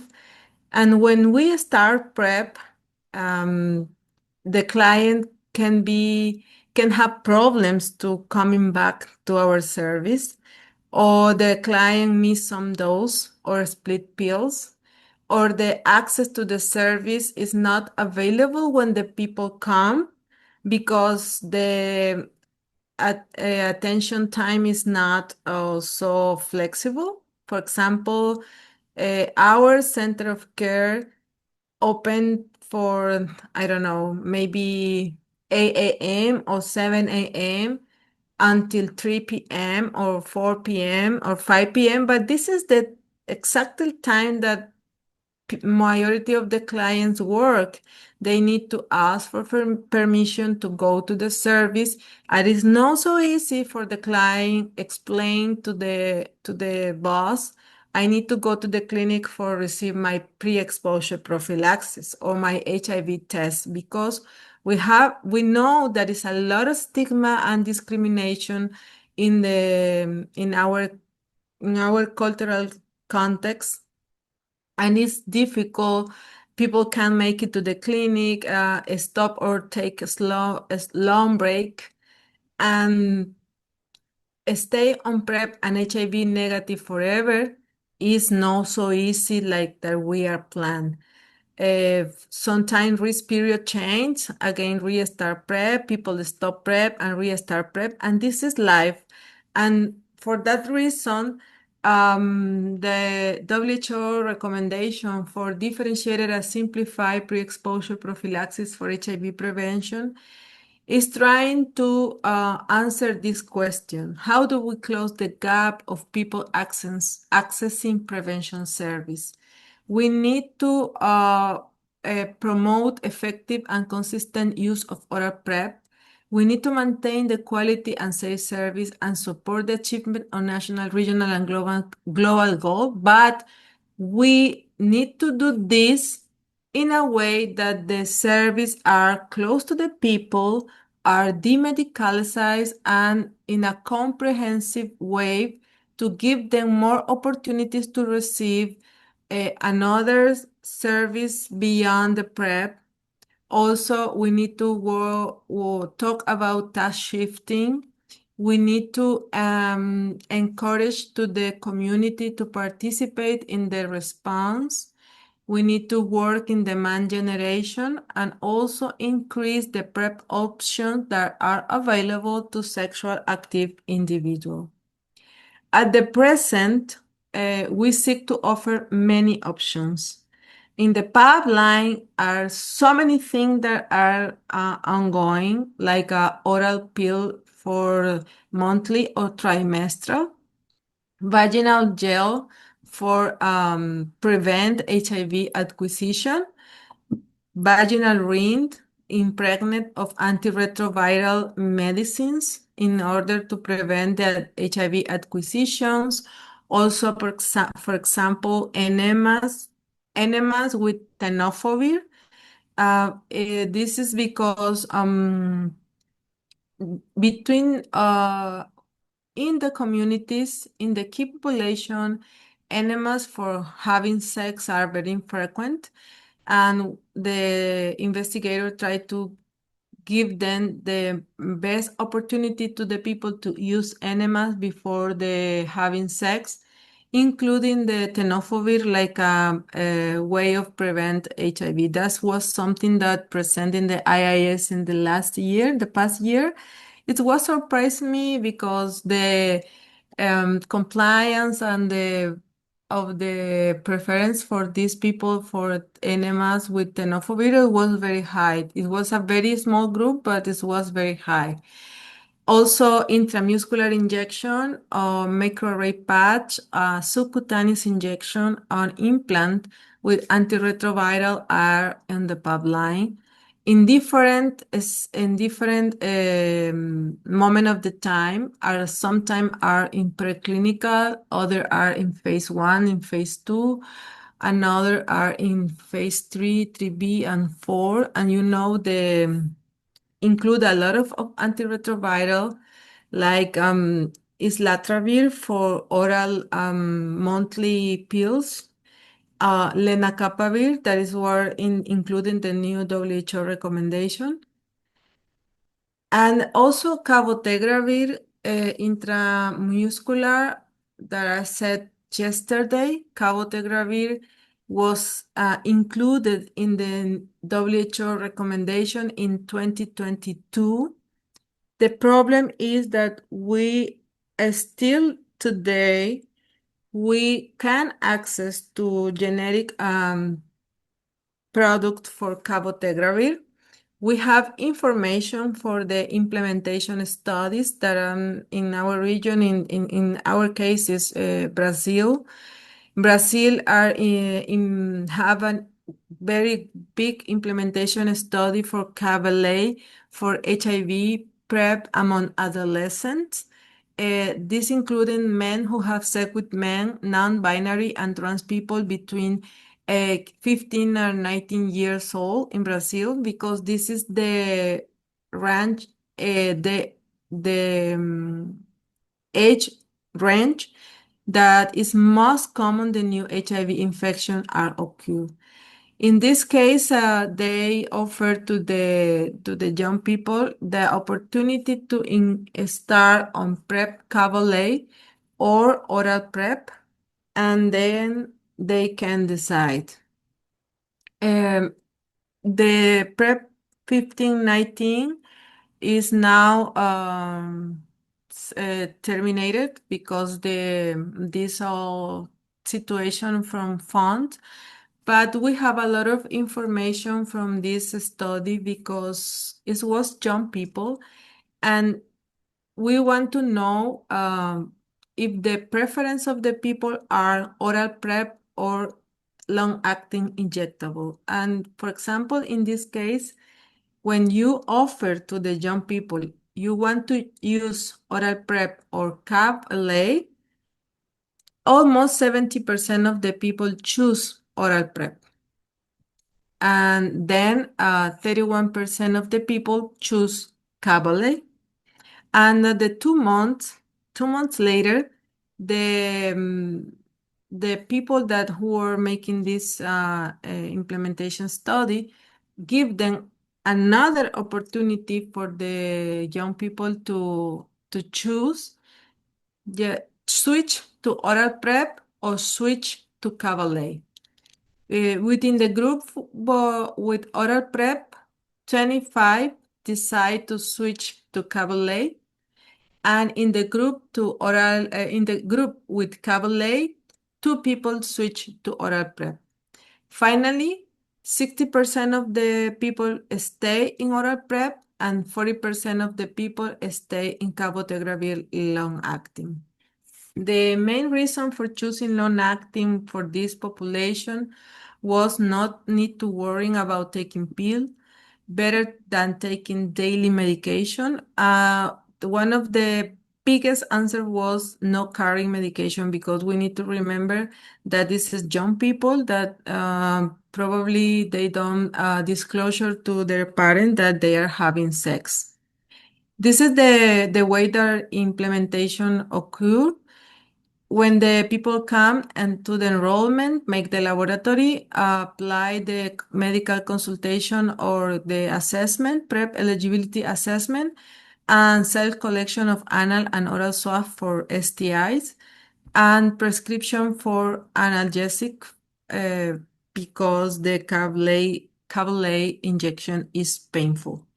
And in approximated 1 hour and a half, they received a nurse consultation and the shot with Cavalade in case that the people accept the HIV negative and all the assessment was okay. The nurse applied the injection before go outside.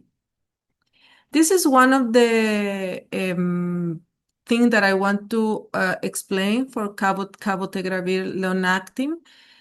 And now the new WHO recommendation is the new guideline was released on July 14 in the context of Kigali IIS.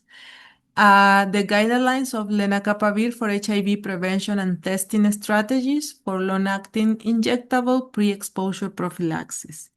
The two principal recommendations that this guideline contain is the first one, long-acting injectable lenacapavir should be offered as an additional prevention choice for people at risk of HIV as part of combination prevention approaches. This is a strong recommendation, moderate to high certainty of the evidence.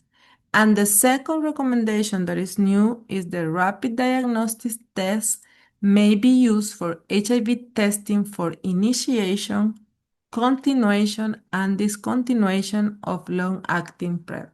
This is a strong recommendation, and the quality of the evidence is very low.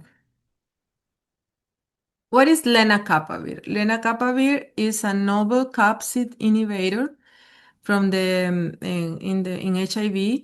Before only have the indication for treatment of multi-drug resistant HIV infection, and the pharmaceutical decide to put them on the clinical trials for use lenacapavir last like a prevention.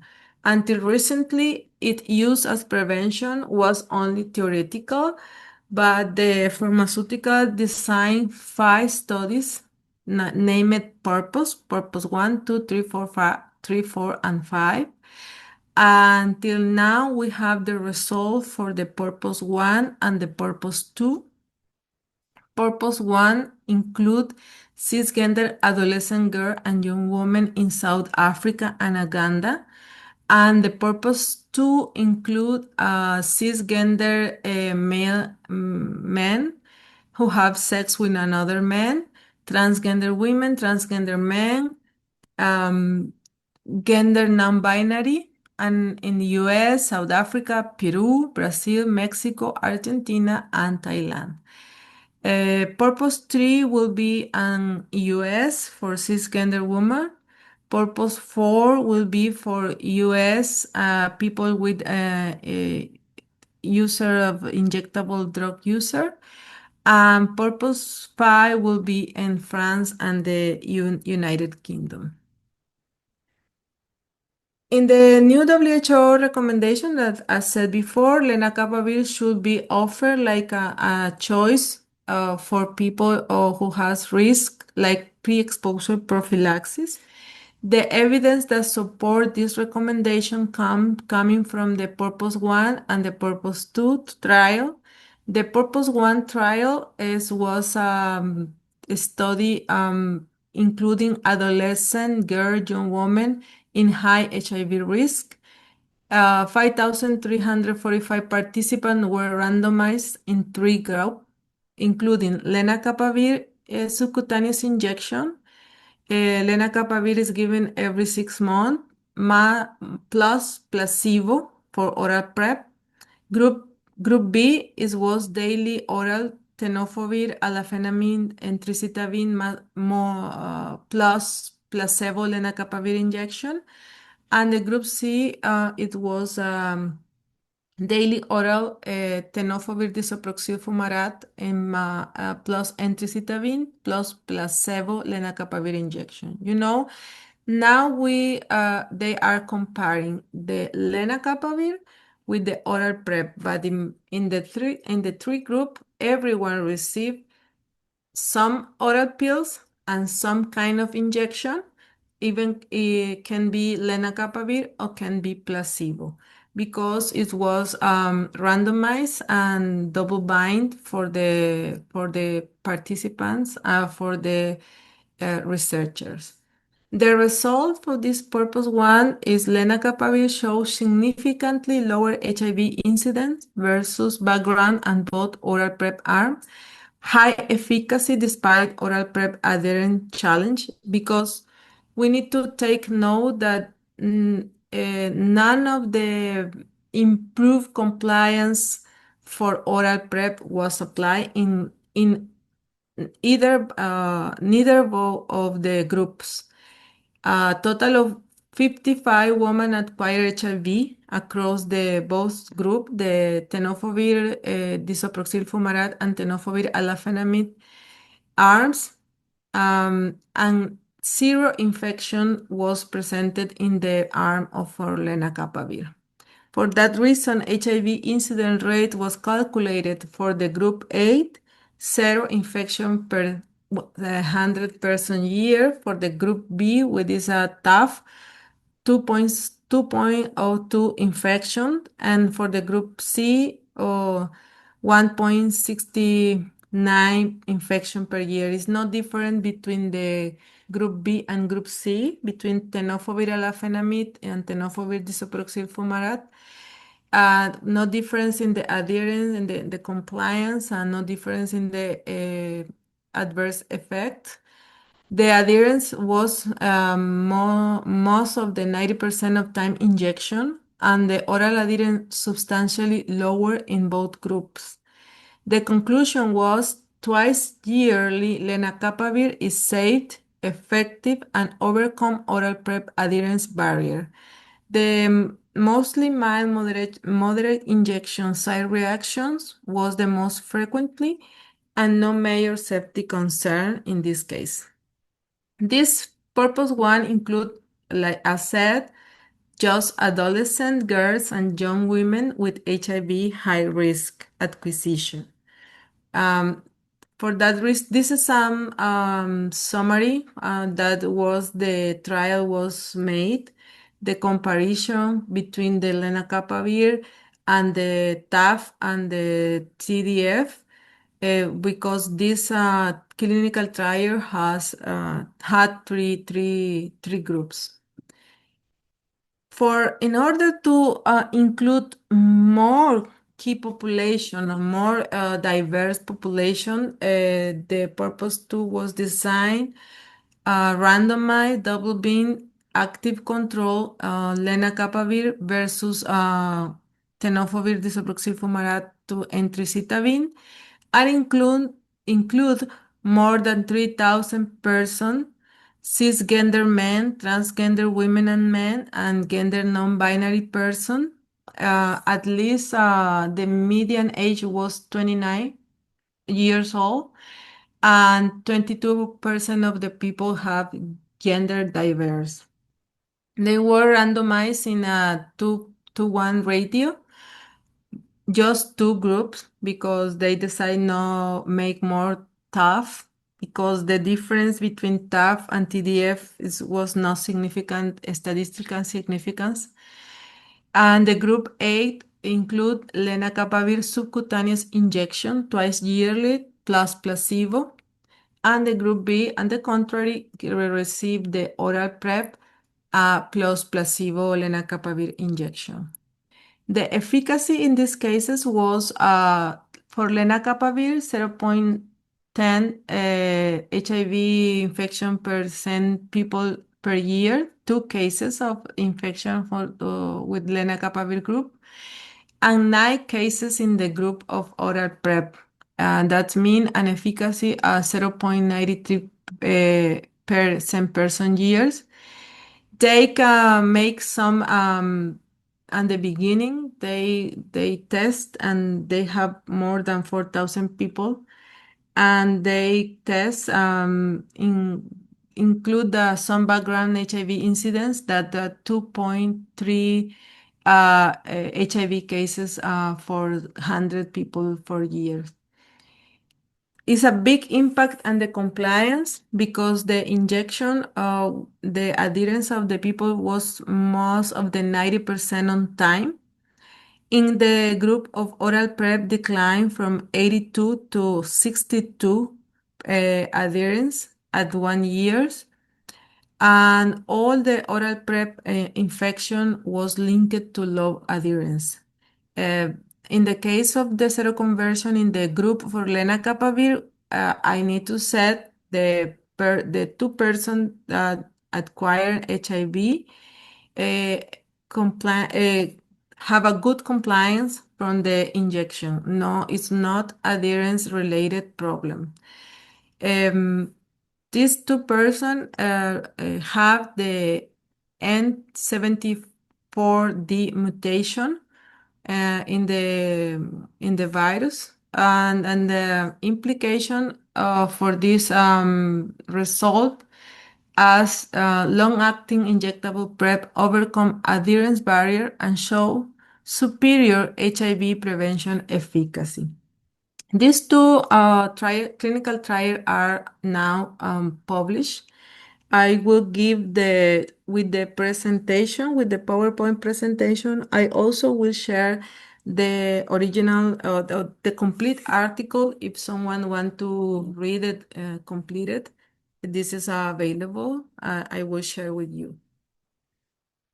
This is something that I tried to explain before the background incidents for HIV. They take more than 4,000 people and testing for HIV. And then they trying to know from this person to include it in the clinical trial. Just two infection in the group of lenacapavir and 9 infection in the group of oral PrEP. That means the capacity for this population to oral PrEP to reduction HIV was 61%. I need to say it in the programmatic way, result from Brazil, from Peru, big countries in Latin America, the efficacy of programmatic effectiveness for oral PrEP is up around 86%. It was a little better when the people decide to continue the oral PrEP. The conclusion of this clinical trial was lenacapavir oral PrEP, lowered the risk to about 4 of 10 compared to background, while lenacapavir reduced it almost to 0 compared to the background. According to the guidelines, what are the implications for the implementation of lenacapavir as long-acting injectable PrEP? Lenacapavir as an additional choice, offered alongside other HIV PrEP and prevention options. That means testing, condoms, or all the country offered to the clients.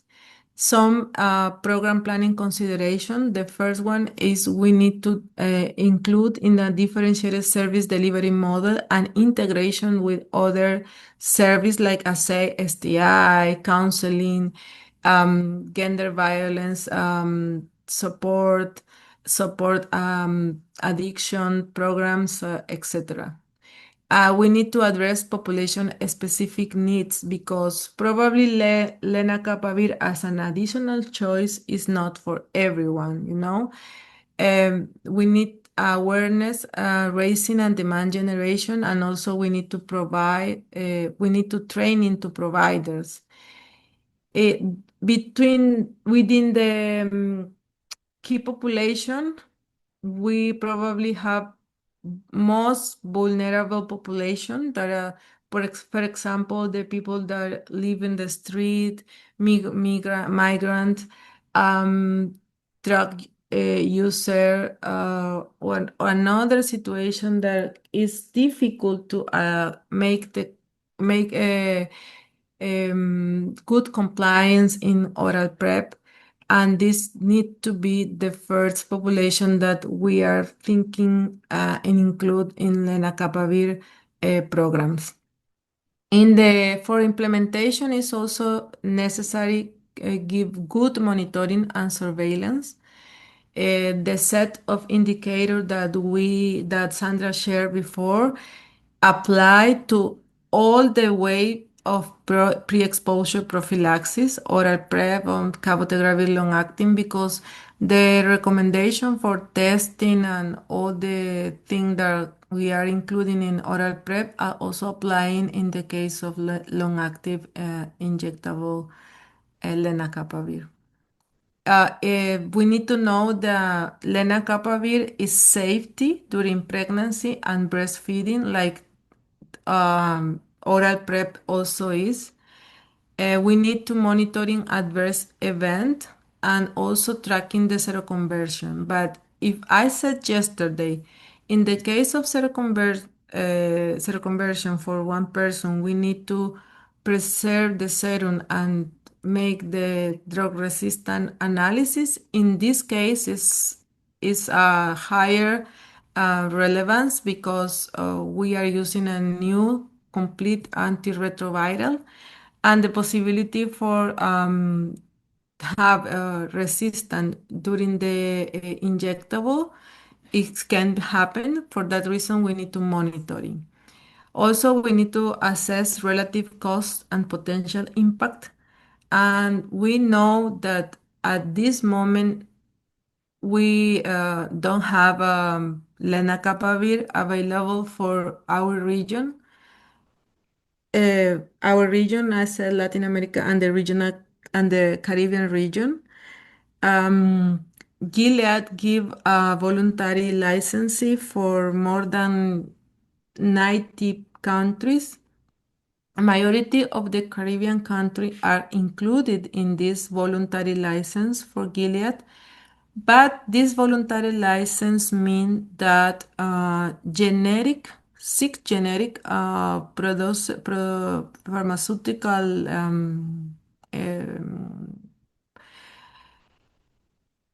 industry have the possibility to have a generic for lenacapavir, but the production of this generic is not still available and probably will not be available in 2026.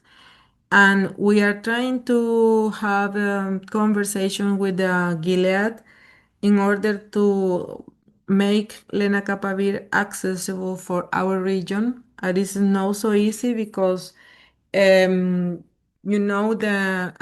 at least some months ago, USAID PEPFAR have planning to include the lenacapavir into the purchases for the different region in the world, but this is not applying anymore. These funds are not exist, and we need to make our advocacy in our countries with our government in order to trying to make this medicine accessible for all that are required. But like from PAHO, we are working in increase the number of people of in oral PrEP, because like I present before, we need to give them choices to the people. The hypothetical way of talk is, if we increase the number of people on PrEP, in oral PrEP, for example, like I don't know, 1 million of PrEP people on PrEP, when we have lenacapavir or cabotegravir, we can give them, these people that are on PrEP, the opportunity to choose if they want to continue in oral PrEP or they want to change to from injectable long acting available for us. Also, we can decide in a programmatic way to use the lenacapavir when will be accessible for most vulnerable population. That is so many things that programmatic that program can be planned. But the community engagement since the beginning is uh, more important that is important at this moment than ever because we need to ensure full participation in design, implementation, and monitoring of program because community needs to know that we need to increase the number of people in oral prep and we need to know they need to know the cause and adverse effect and all the things that are required for the implementation of lenacapavir. The current status and summarize lenacapavir use so far limited to trial with short follow-up because we have an open label from the pharmaceutical for all the people that receive lenacapavir can continue receiving lenacapavir. Still have evidence gaps because we this gap include the optimal HIV testing strategies. The recommendation is rapid tests. I will explain this later. The best approaches for access, adherent, and persistent in lenacapavir injectable. The alternative dosing administration because some other studies are ongoing for lenacapavir intramuscular one dose per year. This is not into the recommendation yet because it's not, this is on phase one still now. We need to know we have some gaps in product switching and provision in a specific population and geographies. And the cost and programmatic impact because we don't have the cost of the medicine. We can make analysis for cost effectiveness impact. The GDG recommendation was research gaps should not delay implementation of lenacapavir in countries. If we have access to lenacapavir, well, we need to start the implementation, design some implementation programmatic way to make it happen, and include the testing strategies.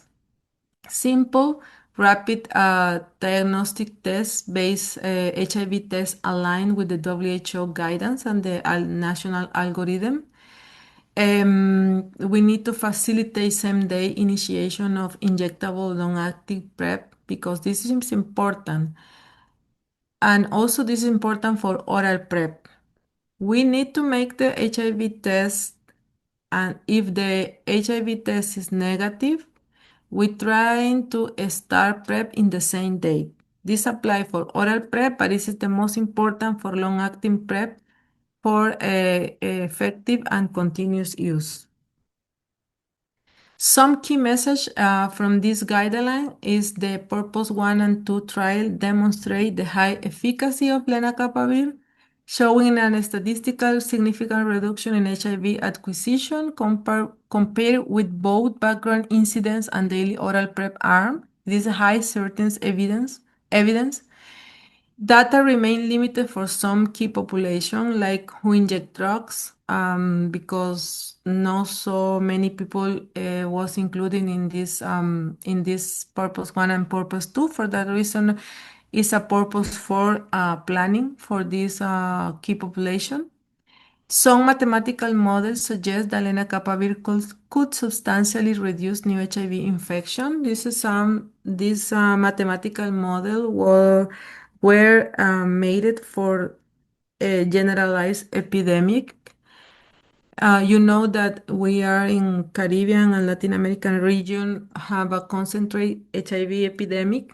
PAHO makes some mathematical model a part of this guideline and develop a tool that is named PrEP Impact Tool in order to trying to how the answer have the answer for the how many people we need to include in PrEP in order to have impact in new HIV infection, and this question can be responded with oral PrEP or with lenacapavir or with other intervention that we model in this tool. Another consideration for safety of lenacapavir versus oral PrEP. No major 3-4 grade adverse event was occurred in this trial, and the similar rate across the different arms, 4-6%, no significant difference. The most frequent adverse event for lenacapavir was the injection site reactions. We need to remember lenacapavir is administered subcutaneous, and this inject site reaction was the majority was mild and decreased over the time. And the conclusion was the lenacapavir increased the injection site reaction, but showed no difference in overall or severe adverse event compared to the oral PrEP. This is a high certainty of evidence. The overall rate of adverse events were similar between lenacapavir and oral PrEP, and most events were mild or moderate in severity. This injection site reaction is not like the cabotegravir that is painful. This injection site reaction was related to some inflammation in the site reaction, but not related to pain. Some recommendation from antiretroviral resistant among those diagnosed with HIV into the purpose 1 and purpose 2. In the purpose 1, it's no resistance detected because no one person acquired HIV infection in the lenacapavir arm. In the purpose 2, two HIV infection in the lenacapavir arm. Both had the N74D mutation in the capsid inhibitor resistance. The recommendation is ongoing resistance surveillance is essential as lenacapavir use expand, especially where acute HIV infection may go undetected. The public health impact is currently minimal because lenacapavir is a first in class. No other capsid inhibitor are in routine use. A regimen with capsid inhibitor may retain some activity despite resistance. The N74D mutation reduced the susceptibility to lenacapavir approximated by 20-fold and decreased viral replication capacity by approximately 50%, often revert naturally over time. That is the importance of for that reason I said the two client that was seroconvert in the purpose 2 was not related with compliance. It was related with this mutation that reduced the susceptibility to lenacapavir.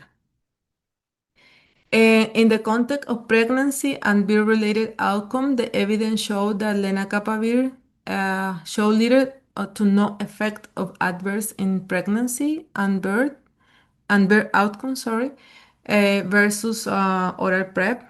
In the purpose 1, 193 pregnancies occurred in 184 women. Outcome was available for 105 for these pregnancies and no show any related adverse event in the pregnancy or the birth outcome. The birth outcome, live birth, stillbirth, miscarriage was comparable between the lenacapavir and the oral PrEP. The safety, just one kid have the congenital anomaly. It was polydactylia in the lenacapavir arm, but it was linked to history of polydactylia in the family of this person. The next step in this field is more data expected. Continue pregnancy as safety surveillance is needed. You know, in the purpose to not include pregnancies, just in the purpose one. It is I make this table for comparison, the PrEP safety in pregnancy and breastfeeding. Between the oral PrEP, dapivirine, cabotegravir long-acting, and lenacapavir, all the PrEP option, including lenacapavir, are considered safe in pregnancy and breastfeeding, with ongoing research and surveillance needed for rare events. That is one of the reasons that we are also trying to recommend to the countries include the pre-exposure prophylaxis into the program for EMTCT, because this is a good opportunity to protect to the mother and to the child to acquire HIV during the pregnancy. Cost effectiveness of lenacapavir remain for us so unclear, but the guidelines said they give us some data. They put the benchmark in 500 $500 per daily avert, like a benchmark for lenacapavir. But the different studies from cost effectiveness show that the price need to be below of this benchmark, because in South Africa the cost effective is approximately 100 or 225 per person per year. In low prevalence settings, the cost is so low that between $10 and $42 per person per year. Some key drivers are price, delivery costs, coverage, adherence, and risk prioritization. For Latin America, we still not have for Latin America and the Caribbean, we don't have still a price. Even though in other region of the world, we don't know the price, because Gilead is not give the price still now. The GDG conclusion was lenacapavir likely cost effective long term, but affordability depends on final pricing. That is something that is it's true, because we don't know the price. If we don't know the price, it's very difficult to calculate the cost effectiveness. But the modeling studies indicate lenacapavir can be cost effective, particular if annual person costs remain below certain threshold in higher prevalence setting. Lenacapavir can be cost effective per daily avert, where coverage and adherence are high and service delivery focused, and those at greater risk of HIV acquisition. We have some statement for some countries. Some countries said we can pay more for lenacapavir than we are paying for oral PrEP. That is fair. But we are in this price negotiation with the pharmaceutical, trying to have the access to the medicine for our region. In the scheme for the medicine, in lenacapavir dosing strategy is very important. This strategy has an oral loading dose, and this oral loading dose is mandatory at the initiation. For that reason, this need to be included in the PrEP program when we are using lenacapavir, not just the injectable component in day one. We need also include the oral component for the day one and the day two. The day one, we need to give 2 pills for 300 milligrams. And the day two, we need to give another 2 pills for 300 milligrams. And in the day one, we need to apply 2 injections because this is a 1.5 milliliter each, and we need to apply the 2 subcutaneous injection together, okay, not together, but sequential, from lenacapavir, and then the follow-up injection every 26 weeks, with a difference 2 weeks.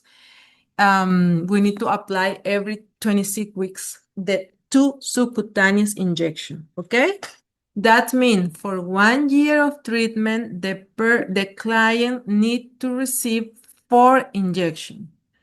2 injections at the beginning and 2 injections on the 26 weeks or 6 months. 6 months.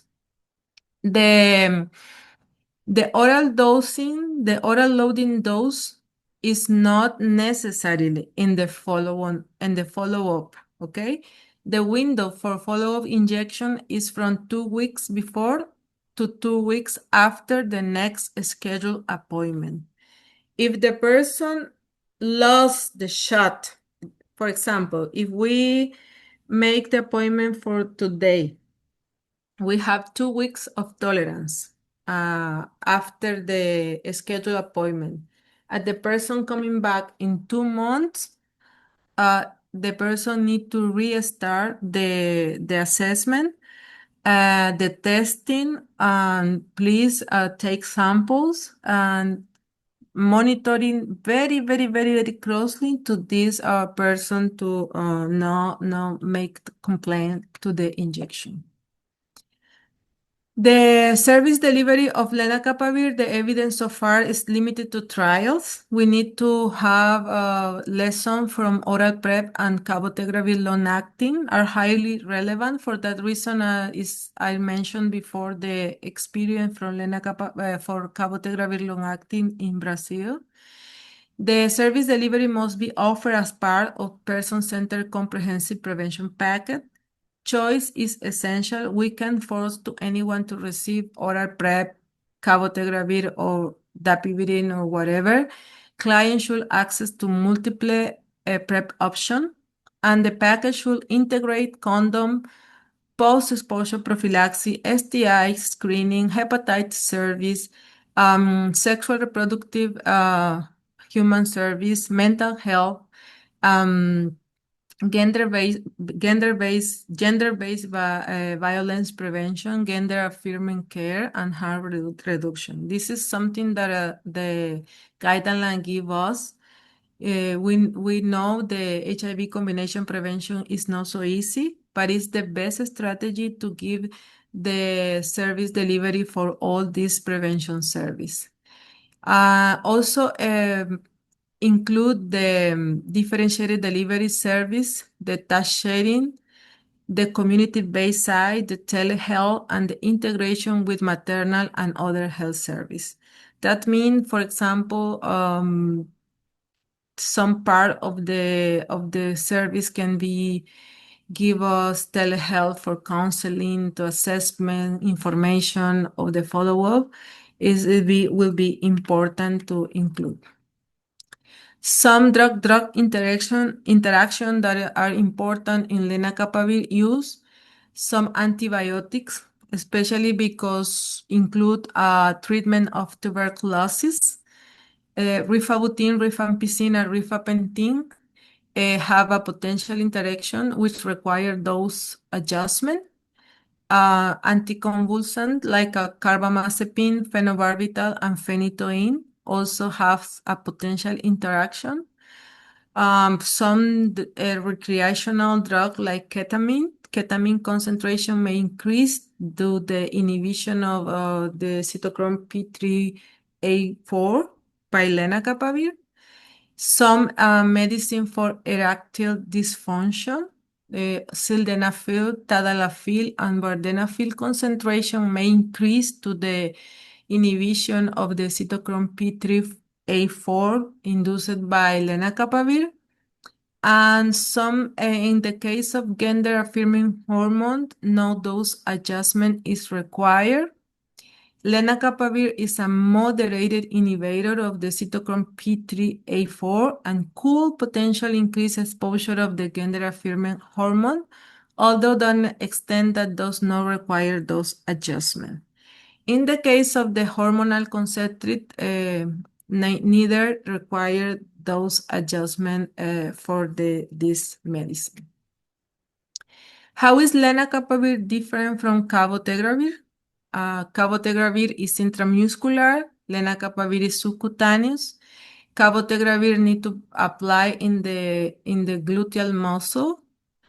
Lenacapavir can be recommended is in the abdomen, but also due to injection site reaction, the recommendation include legs to apply lenacapavir. The volume for injection for cabotegravir is 1 shot for 3 milliliters. For lenacapavir is 2 shots for 1.5 milliliter injections. The efficacy, both are very high efficacy. The regulatory approval are in different considerations. Developer are different. Generic, we don't have generic for any of these. In the case of the evidence on HIV RDTs for injectable long-acting PrEP, HIV RDT support injectable long-acting PrEP compared to NAT and or laboratory-based testing algorithm result in faster turnaround time and more rapid antiretroviral initiation, fewer delay or missing injection, similar negative predictive value and positive predictive value, no difference in absolute number of missed or delayed HIV infection, no difference in the prevention of IST-resistant associated mutation, no difference in frequency of testing, no difference in clinical or social harm, high acceptability and feasibility, and substantial cost saving. That means, so many people trying to say if NAT needs to be the preferred way of testing in the context of lenacapavir or cabotegravir long-acting. But the reality of the evidence said to detect one additional HIV case missed by a rapid test, we need using NAT require at least testing more than 5,000 people with an estimated cost more than $40,000 or between the 40,000 or $4,000 per test, This is very expensive in order to detect one additional HIV case. In this case, is the difference, the high acceptability and feasibility of the rapid test make the preference way of testing in the context of long-acting PrEP. How to adapt the public health approach for HIV testing in this context? Well, follow WHO recommended testing strategies and align with national algorithm. Remove complex and costly testing requirement. Not added benefit of RDTs. And in this case, we need to adapt testing to support long-acting PrEP access and also strengthen and redirect system for quality management and monitoring. The reality is we need to use the rapid tests, like rapid tests, in the community setting on the service. We need to use with the capillary. We need to implement the algorithm recommended for WHO is a 3-test algorithm. I know the majority of the country has 2 rapid tests, but we are working to encourage to the countries to use this 3-test testing algorithm. This is some example for partner notified assistance strategy. This is a country in Central America. How can we use the NAP, the partner notification assistance, for take action in a positive client or in a negative client using rapid HIV test. If we have a person who is diagnosed with HIV and we use the partner assisted notification, we can have negative or positive person or non-reactive or reactive. In the non-reactive, we need to evaluate and consider pre-exposure prophylaxis or post-exposure prophylaxis according to the situation. And this is just an example that the partner notification strategy can be useful for increase the people to have diagnosis of HIV and linkage to the antiretroviral treatment, but also for the people who doesn't have HIV but is in high risk to increase the number of people on PrEP and reduce the probability of HIV acquisition.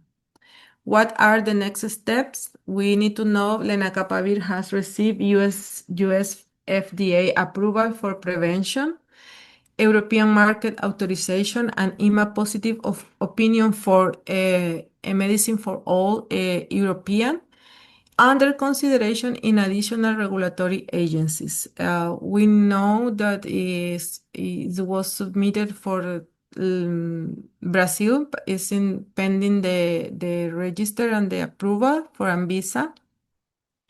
Lenacapavir is being considered for WHO pre-qualification. A collaborative registration procedure through WHO is for making happen fast. Gilead submission expected for October 2025. From our side, from PAHO side, we are trying to work with the countries because we need to increase the number of people in oral PrEP and also work in the access of lenacapavir.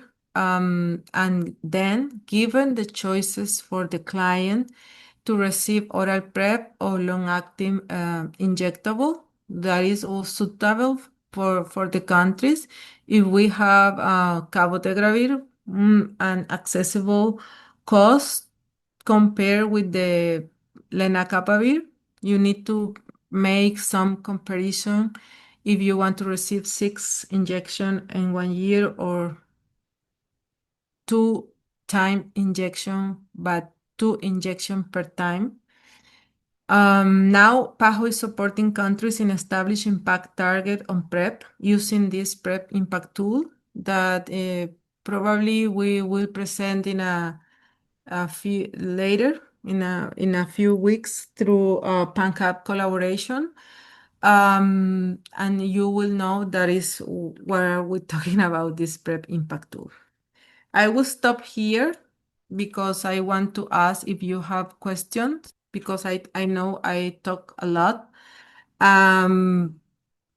Before to start the clinical discussion, I will give you a minute in order to, I don't know, if you have question. You are very quiet. No one is writing in the, okay. One question said, if the LEN treatment is on time, do you still need to do testing at every visit? Yes, the recommendation is testing every 6 months because this is the evidence, okay? The lenacapavir shot is 2 times a year. The testing is recommended 2 times in the year. Do you have another question? You are there? Are you there? People, are you there? Yes, we are here. Yes, we are here. Yes, we are here. For how many years? That's a good question. We don't know because we have an hypothetical theory, no? We have people with HIV that are in antiretroviral treatment, and we need to put these people and achieve the suppression. If we put enough people in PrEP and prevent HIV acquisition and we achieve a lot of the people who has HIV in viral suppression. We cut the viral circulator. And if we cut the viral circulation, then we stop the transmission of HIV. That is the hypothetical theory. We're trying to achieve the end of AIDS, but also the end of HIV if we achieve the both arm viral suppression in the people who has HIV and enough people on PrEP, and we need to analyze into the future, you know. This is something ongoing. I can't say how many years. So another question. If you don't have question, I have for you. Okay? When I put my PowerPoint presentation, I will not see you because I only have one screen.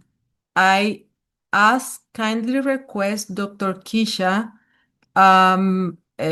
we're trying to make this interactive discussion, but I will not see and the people when I put my PowerPoint presentation. But I kindly request someone to interact, okay? This is the case of Jeannie. Jeannie is a 21 years old woman who has been a sexual worker since she was 18 when she escaped from home due to parent violence. She enjoys social consumption of alcohol. She is a commercial sex worker, active and receptive, and usually use condom with her clients. She might use cocaine if a client wants and paid for it. Her boyfriend Lucas is also a sex worker who usually use condom with his client. As both use condom with clients, they usually have unprotected sex. Last year, she was HIV negative and RPR positive, and she received treatment for syphilis. Okay?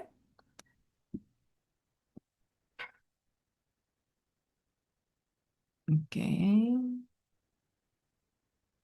Jeannie came to our consultation because her boyfriend told her he had pain in his penis and discharge. He assaulted her and she does not remember if they had sexual intercourse.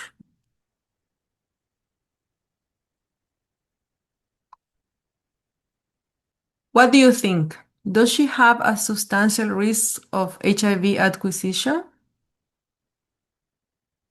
Please open your mic because So, Dr. Hortensia, I'm actually going through the chat and I'm seeing multiple participants are actually responding and saying yes. yes, okay. Okay, yes. I But why? wish not just risk high, made for both of them to have STIs. They're definitely having condomless sex with their customers. Yes. And then you identify the different risk factor, no? Because she's a sexual worker. She does not use condom consistently. She used drugs. She had syphilis a year before, and also she was sexual assault. We are all agreed that she has HIV risk acquisition. Yes, no, make a is anyone that believe that she doesn't have HIV risk, HIV acquisition risk? Is anyone that think not? Or all we agree that yes? Based on the chat, there's no one that's stating that they're not in agreement with her having risk of HIV acquisition. Okay.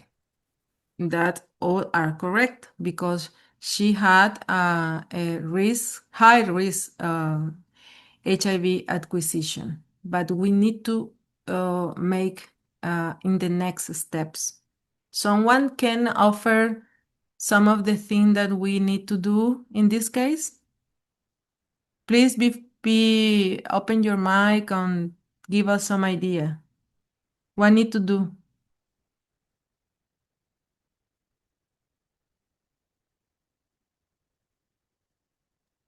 No responses from the chat as well. Someone said counseling. Counseling? Mm-hmm. I What would we do HIV test. HIV testing. HIV Yes. testing? Okay. We need to offer to her HIV testing. What more? STI testing. STI testing. What more? Renal function. Okay, renal function. Mm-hmm.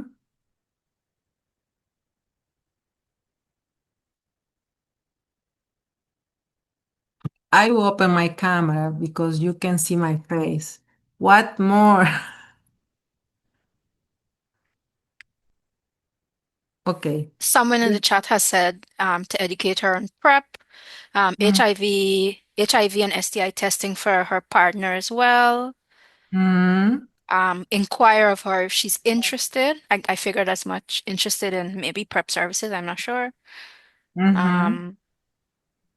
So far, yeah, those are the responses. Okay. The first thing that we need to do is make an HIV test. Okay. And we need to think if the HIV test is negative, maybe we need to offer post-exposure prophylaxis. You remember why?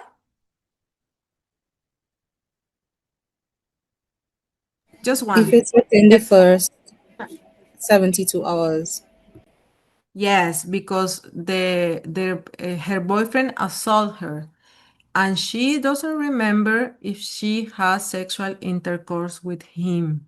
You know, this is a person who a high risk.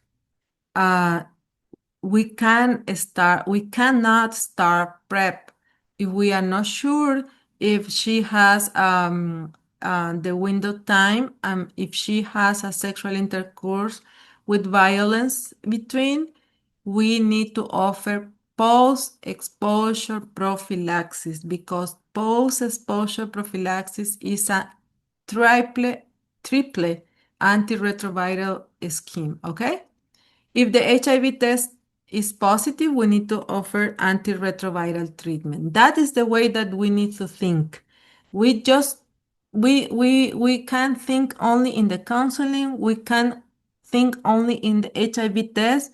We need to link the HIV test, the counseling, the decision, the PEP, the PrEP or the antiretroviral treatment because this is the continuum of prevention and care for HIV. We also need to do STI screening. We also need to remember if we have availability for testing for hepatitis, and if the hepatitis B is negative, we need to offer vaccination. After completed post-exposure prophylaxis, we need to do another HIV rapid test, and if she is negative, we need to offer a daily PrEP, not event-driven because she is a cisgender woman. We need to addressing gender-based violence because she was assaulted and explore her necessities for support if apply, for example, drug counseling, mental health support, I don't know, another thing that your country offer for women. And important also is contact tracing. Contact tracing or partner notification assistant that the strategy that are you implemented in your country. But all these things is HIV combination prevention, okay? We can stop HIV transmission if we not think in this way. If we only think in the counseling, we are doing just one part of the job.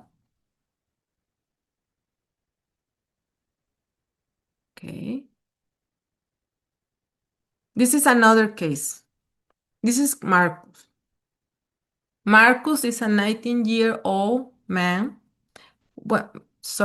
Marcus is a 19-year-old who identifies as fluid or pansexual. He has been exploring his sexuality for over a year and reports having tried everything. In the past 6 months, he has had 20 different partners, at least. He presented to our clinic early in the morning after leaving a party where he was with 4 people. So he has 4 people. He complained of dysphagia and not feeling well. On the examination, he appears to be in a good general conditions, no loss of weight or nothing, although alcohol odor is noted on his breath. A maculopapular rash is observed on his trunk. I put the picture there. In the genital examination reveal urethral discharge and evidence on HPV infection. Okay? We are all in the same page? This is Marcus. Came Yes. after party, okay? What can be offered to Marcus? Because he said he's not feeling well, but he still is, I think, drunk, and he has multiple partner. Okay, we are thinking the first question is it Marcus eligible for PrEP? And we have 5 answers. Yes, because he has many partners. Yes, because he has probably syphilis. Yes, because he has gonorrhea. No, because he requires parental consent. No, because we don't know HIV status and we need to rule out acute HIV infection and evaluate PEP instead. What do you think is the best answer in this case? The last option. Help me, doctor. Number 1, 2, 3, 4, or 5. It's easier. I was thinking number 5. 5. Most of the participants in the chat are saying number Number 5. Yes. 5. Number 5. Okay. Someone have a doubt or have another different answer?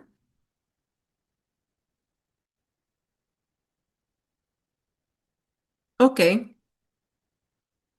Marcus has HIV risk acquisition because he has many partners, he has STI, he has urethral discharge, he has sex under the influence of drug. We are not in doubt that Marcus has HIV risk acquisition, yeah? But now, in this moment, we can give them PrEP. We can give him PrEP. Why? Because he has a rash. We don't have the HIV test, but even though we have the HIV test, he has a rash. And we said yesterday, if the person has fever, myalgias, headache, and rash, we need to rule out acute HIV infection. And in this case, it's better to evaluate non-occupational post-exposure prophylaxis and give him. It doesn't matter if he has HIV, acute HIV infection, doesn't matter. But if we think it can be a acute HIV infection, we need to take the viral load and give the follow-up accordingly to what we are thinking, okay? Doubt? Question? Clamors? No? Okay. We need Nothing to posted in the chat so far. Sorry. okay. We need to remember what PrEP does not do. PrEP does not treat HIV, not prevent the acquisition of other STIs, not prevent pregnancy.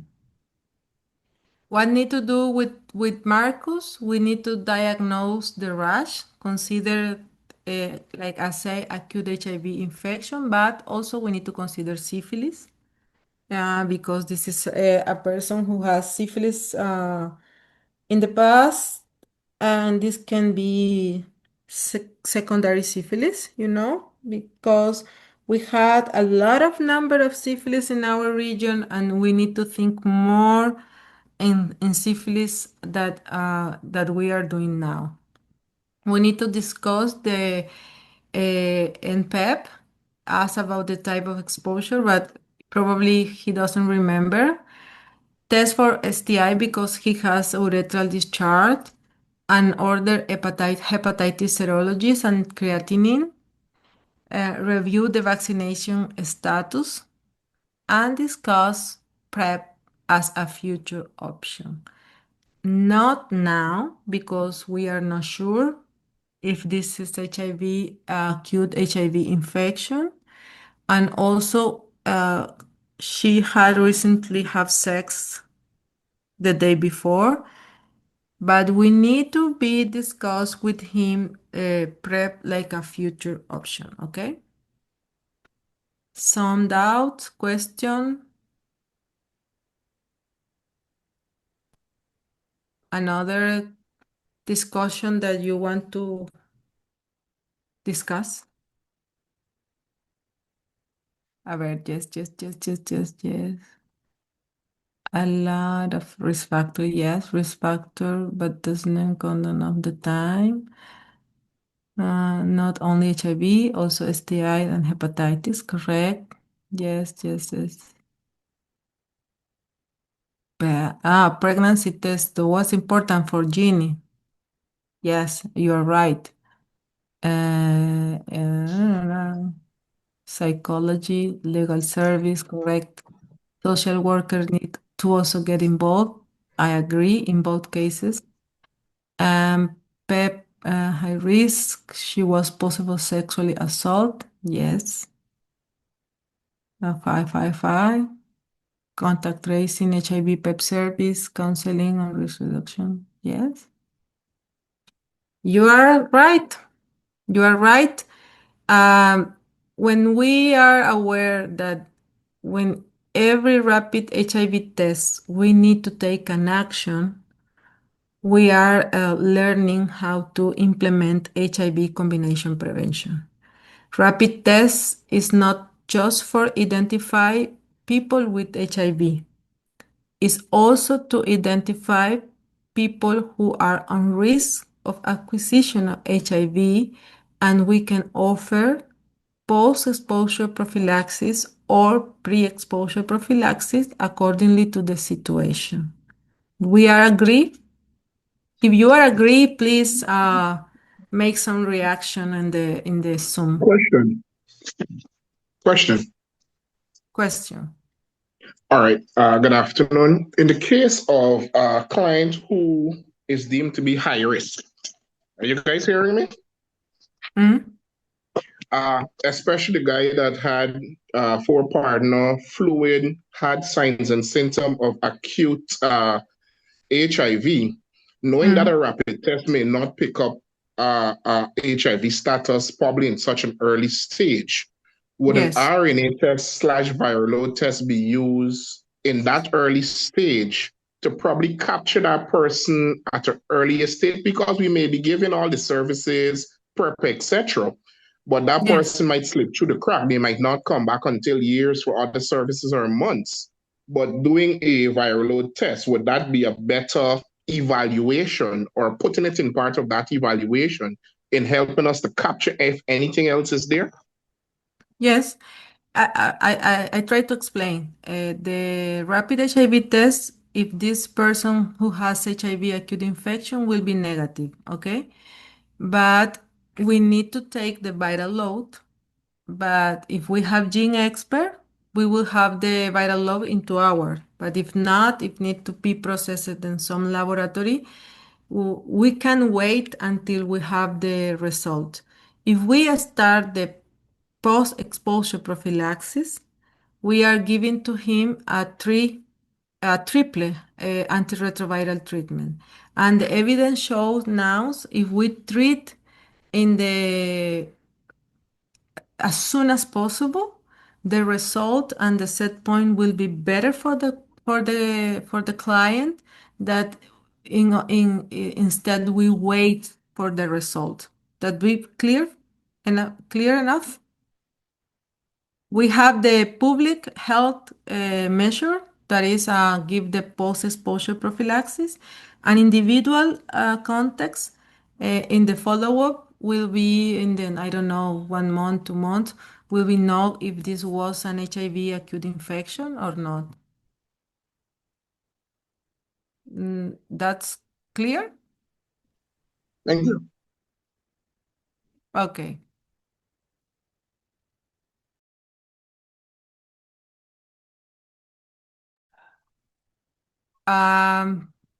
You have any doubt? We are almost finished.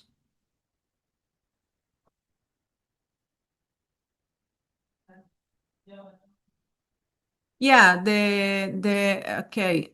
I am so if we suspect acute HIV infection, we order viral load, yes. But not in all the setting we have the viral load there, you know? Maybe we only take a sample for viral load.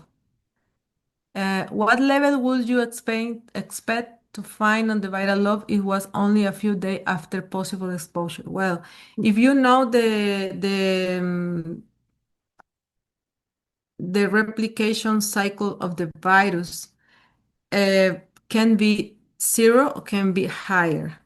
If you suspect HIV acute infection, you must give this person follow-up and probably take another test and viral load for the follow-up. You need to individualize this case because this is an extreme case. It's not the most frequent case that you come to the clinician. And when we are doing public health, we need to think in the most frequent way of presentation. We put this case just to give you ideas to extreme cases that can be presented in the clinical settings. In my case, like infectologist, I make clinical practice for 15 years, and I just received one HIV acute infection that I suspect, and this was a case for neurosyphilis also. And we detect in that time we have a gene expert already, and we have the gene expert in the hospital, and we can have the viral load. But if you have any doubt, it's better that the message is, if you have any doubt that this person can be presenting an HIV acute infection, you can't start pre-exposure prophylaxis. That is the message. You can't start. It's better that if you give him or her post-exposure prophylaxis, or wait, like I said before, yesterday, wait 4 weeks, retest and analyze. It's worth if you start in a rapid way pre-exposure prophylaxis in a context with a person with symptoms. Pre-exposure prophylaxis is for asymptomatic persons, no person who has assaulted or has sex unprotected, or have fever, myalgias, a headache, a rash. That is clear. Please make some reactions. If not, I feel that I am talking with myself. Okay. Okay, Dr. Kisha, this is my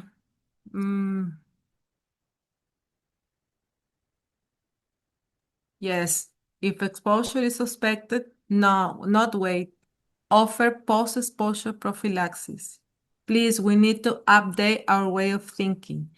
If we have 72 hours to start post-exposure prophylaxis, we need to start post-exposure prophylaxis because post-exposure prophylaxis is an intervention that is highly effective, 99% effectiveness, and we need to use more in the context of non-occupational context, and it's a triple antiretroviral therapy, and we can offer more choices for the people and prevent HIV acquisition.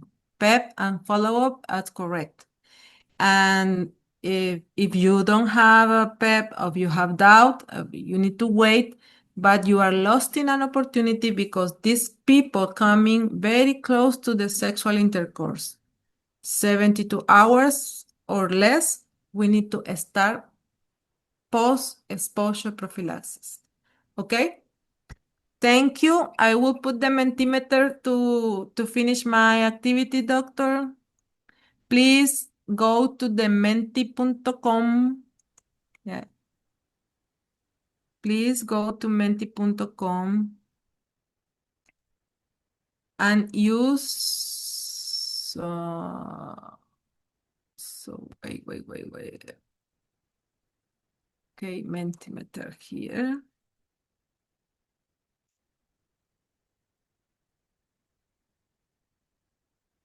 Please go to Mentimeter and use 77352720.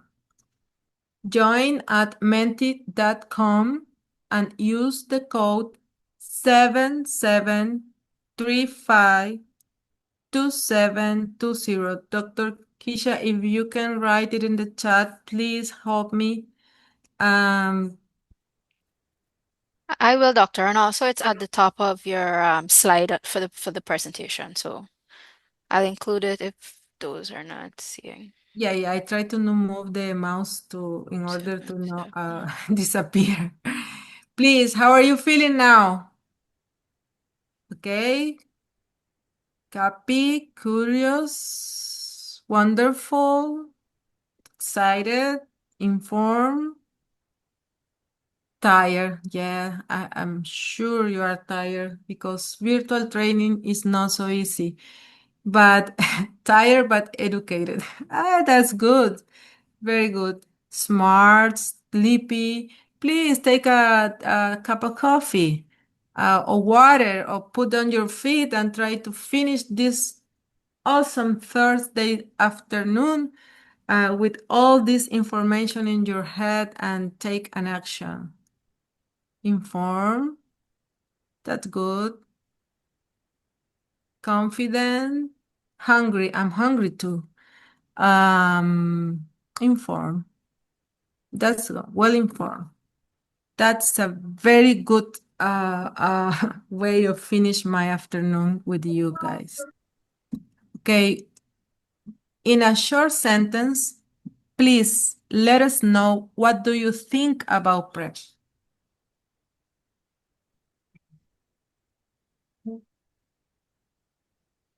Please, in a short sentence, let us know what do you think about pre-exposure prophylaxis.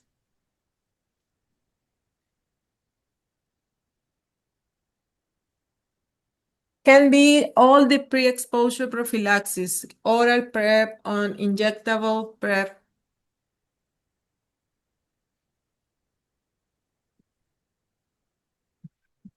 I don't think Caribbean people will go for it. We don't even take pills when we are actually sick. Okay, then we have a lot of work to do because that means we need to educate our health worker, our community, our social worker, our nurses, our people, and work together when with the people that are convinced to inform all the communities, okay? Is very good. Very good. Thank you very much for your answers. Please let us know what do you think is the best intervention for reducing new HIV infections.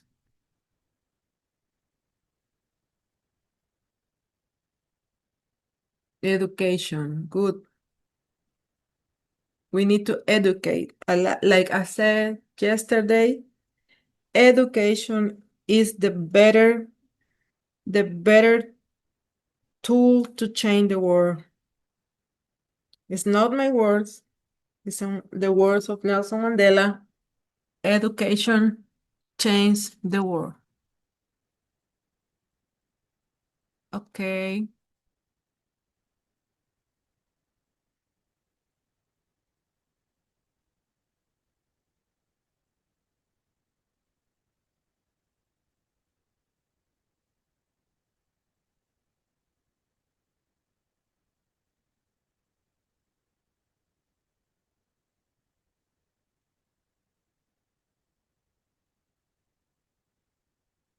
It's good. Education, do you think the best intervention for reducing new HIV infection is education?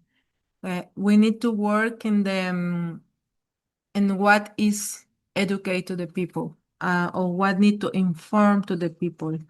Or when we are talking about assessment or counseling, we are advising or giving information for the people take a decision. Just think in that, and think about that and discuss with your colleagues or with your group or with your family what is education. Select the true statement according to the following option. PrEP is only for people in a special situation and they must reveal their sexual orientation. Second, there are several oral PrEP options, including daily use and event-driven use. The third is injectable PrEP is contraindicated and unsafe.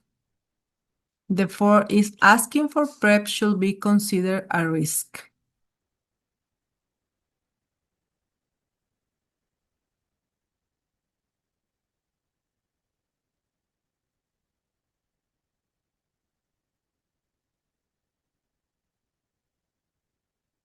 Okay, the number 2 is correct. You are correct. According to the consideration for the implementation of oral PrEP, select the true statement. Read carefully. Daily oral PrEP can be used by all individuals regardless of gender or sexual orientation. Event-driven PrEP is recommended for transgender women using hormones. Oral and injectable PrEP should never be used during pregnancy. PEP should only be used for occupational accidents.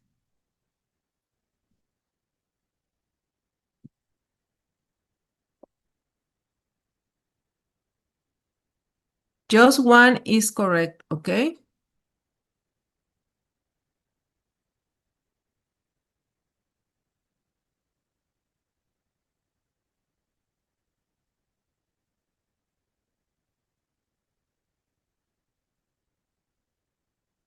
Okay, we have more than 41 answers. And yes, the first is the correct answer. Daily oral PrEP can be used by all individuals regardless of gender or sexual orientation. Can be used in cisgender women, transgender, men who have sex with other men, independent, okay? Which of the following statement about long-acting injectable PrEP is correct? Long-acting injectable PrEP provides continuous protection and can be administered every 2 months or every 6 months, depending on its cavalent or LA. Injectable PrEP is unsafe and has been completely discontinued by the WHO.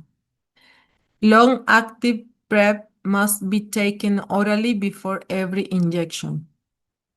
Injectable PrEP is only recommended for use in case of occupational exposure. Only one is correct, okay?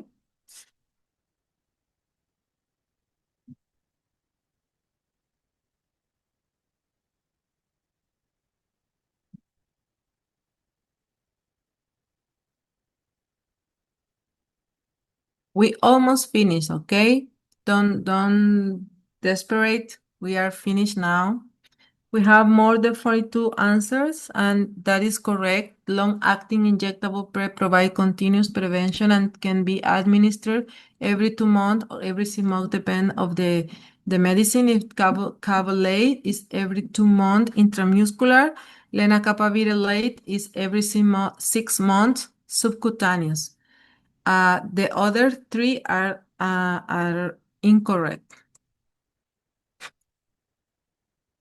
Which of the following statement about NPEP, non-occupational post-exposure prophylaxis, is correct? NPEP must be started within 72 hours after a possible HIV exposure and continue for 20 days. NPEP is a single pill taken only once. NPEP is only recommended for health workers after occupational exposure. After finish NPEP, no further HIV testing is required.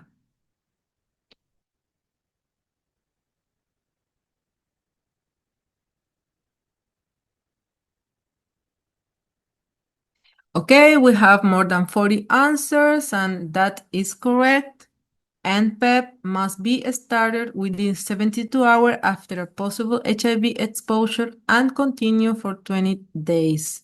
That is correct. The other three are incorrect. Remember that PEP is not only for occupational exposure. It's not one pill. It's necessary to complete the treatment for 28 days. And when we finish the treatment with the triple antiretroviral therapy, we need to make an HIV rapid test. And if the person has HIV negative and high risk of HIV, we need to discuss the possibility to start prophylaxis pre-exposure in order to prevent HIV acquisition. That is the last one. We value your opinion.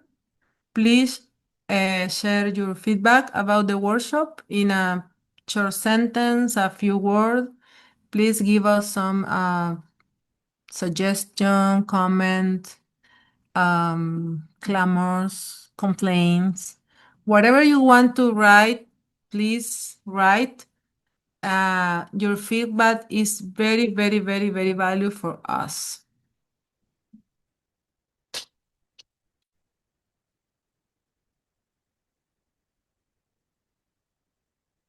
On the chat, I'm getting very informative, enlightening, a great reminder.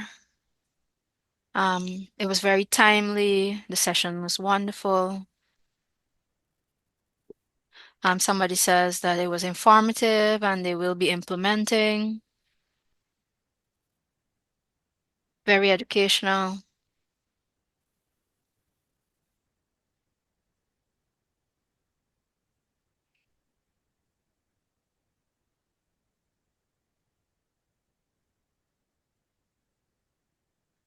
Someone says more healthcare providers need to know about this. Agree?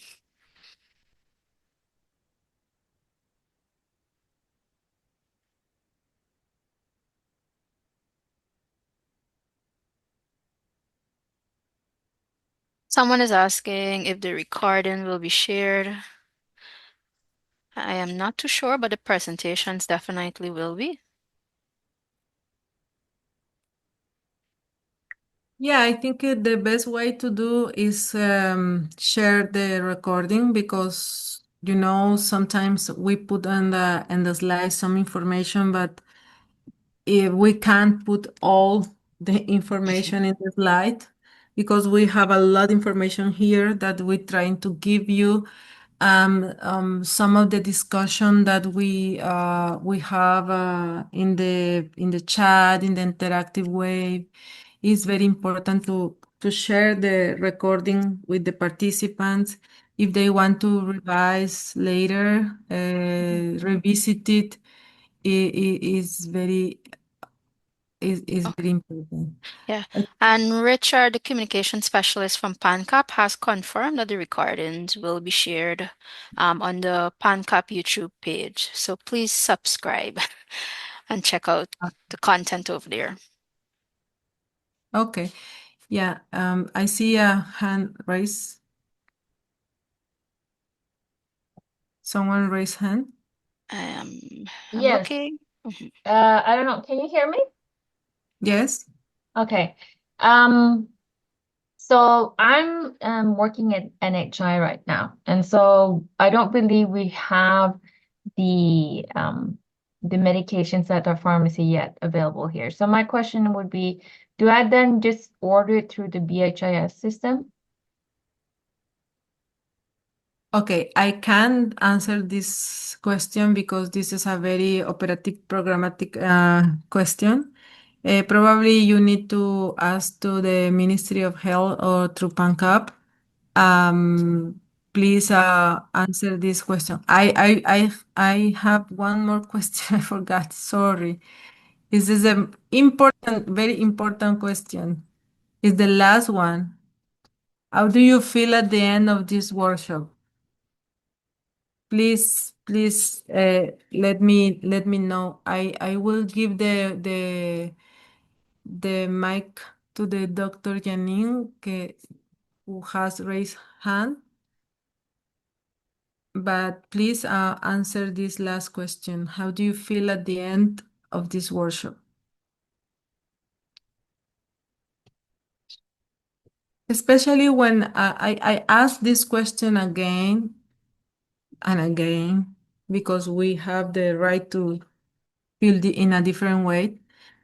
Because I put some question, very concrete question about knowledge, and the majority of the person answer correct, and this is very good because when we start this workshop, 19% answered that never received one training on PrEP and PEP. And for me, this is the most important because it's the first time that you receive a PrEP, PEP, and the continuous of HIV prevention and care, and change the way how we think is the most difficult because sometimes we have outdated knowledge on outdated way of thinking, and we think just the clients need to change, but the first change need to be in ourselves. Try to know more, try to inform, try to be confident, like you feel now, informed, educated, prepared, enriched, and more informed. And I agree and I appreciate a lot that you feel in that way. Okay. And now, yes, it's the last one. Please, Dr. Janine Macfield.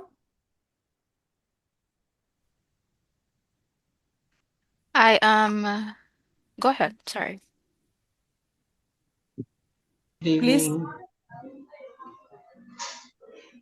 Hello.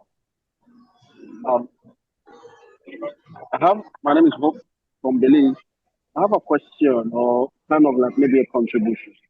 So I'm a registered nurse here in Belize, and I mean I've heard about the PrEP, but it is not very popular in the country like one would have expected.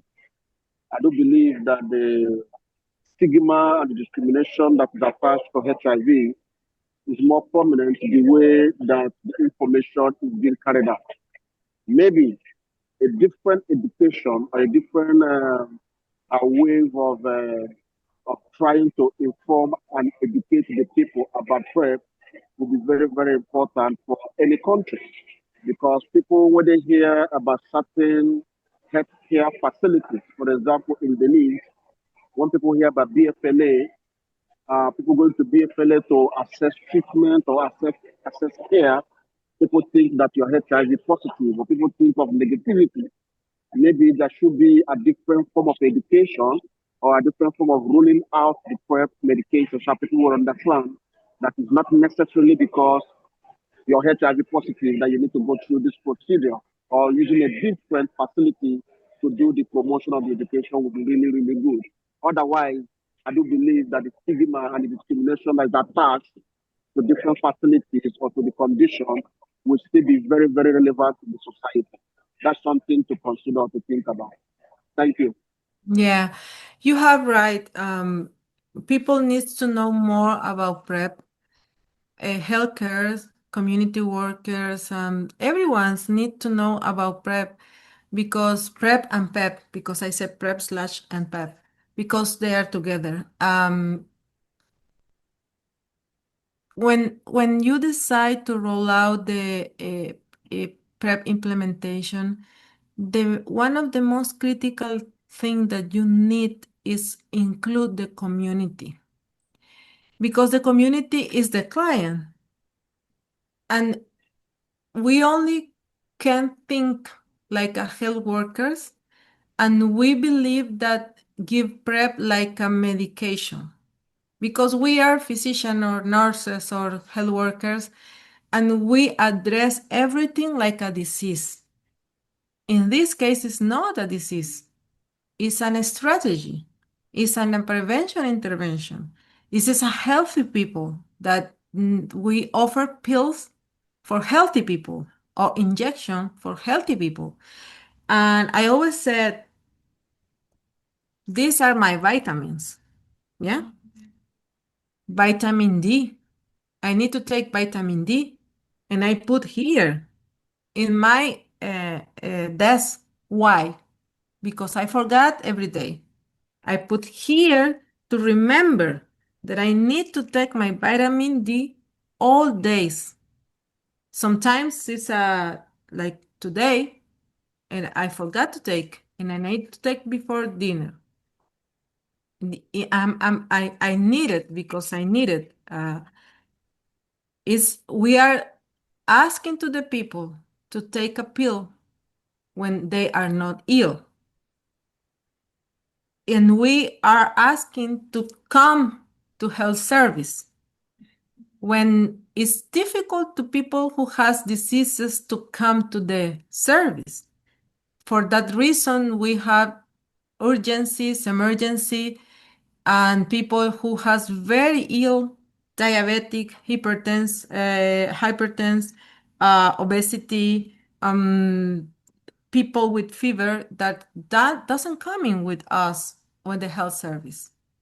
And we need to involve the community to roll out the PrEP and have the better way to implement to social media. They give us information and we need to plan together. This is my best advice according to the different countries that we are working to support. I read that as some asking for support for the countries. We support all the countries that ask.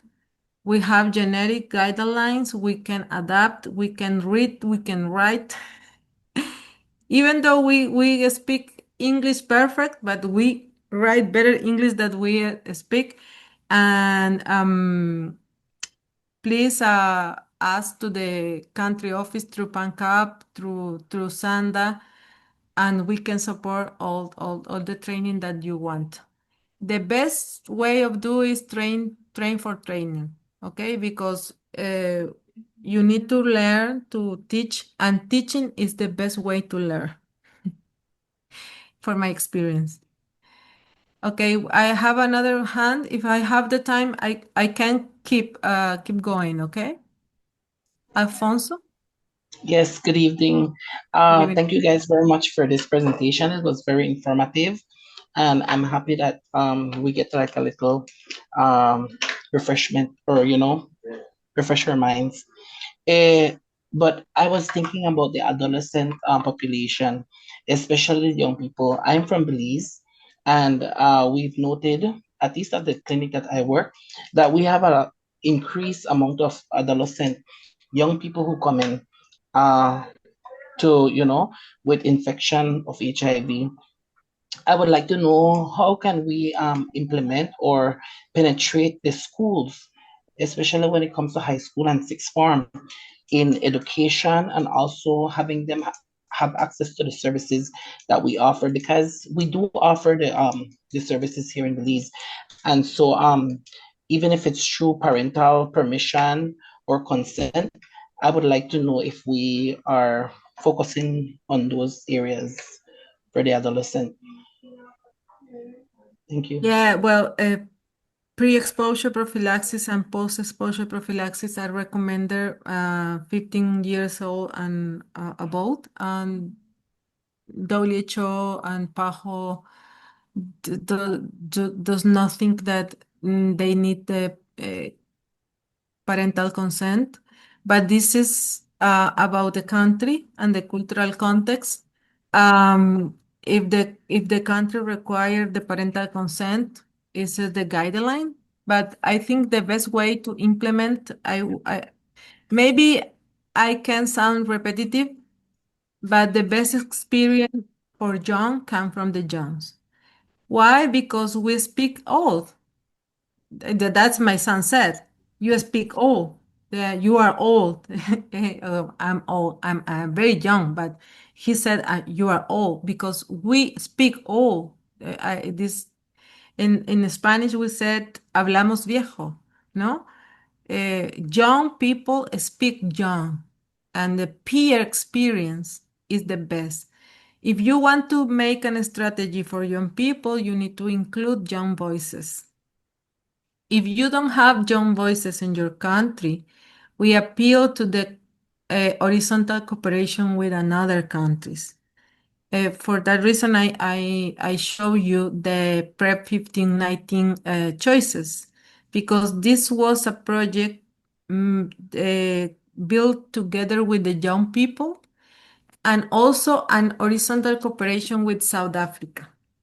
They work together, South Africa and these are 3 cities in Brazil, young from the youngs.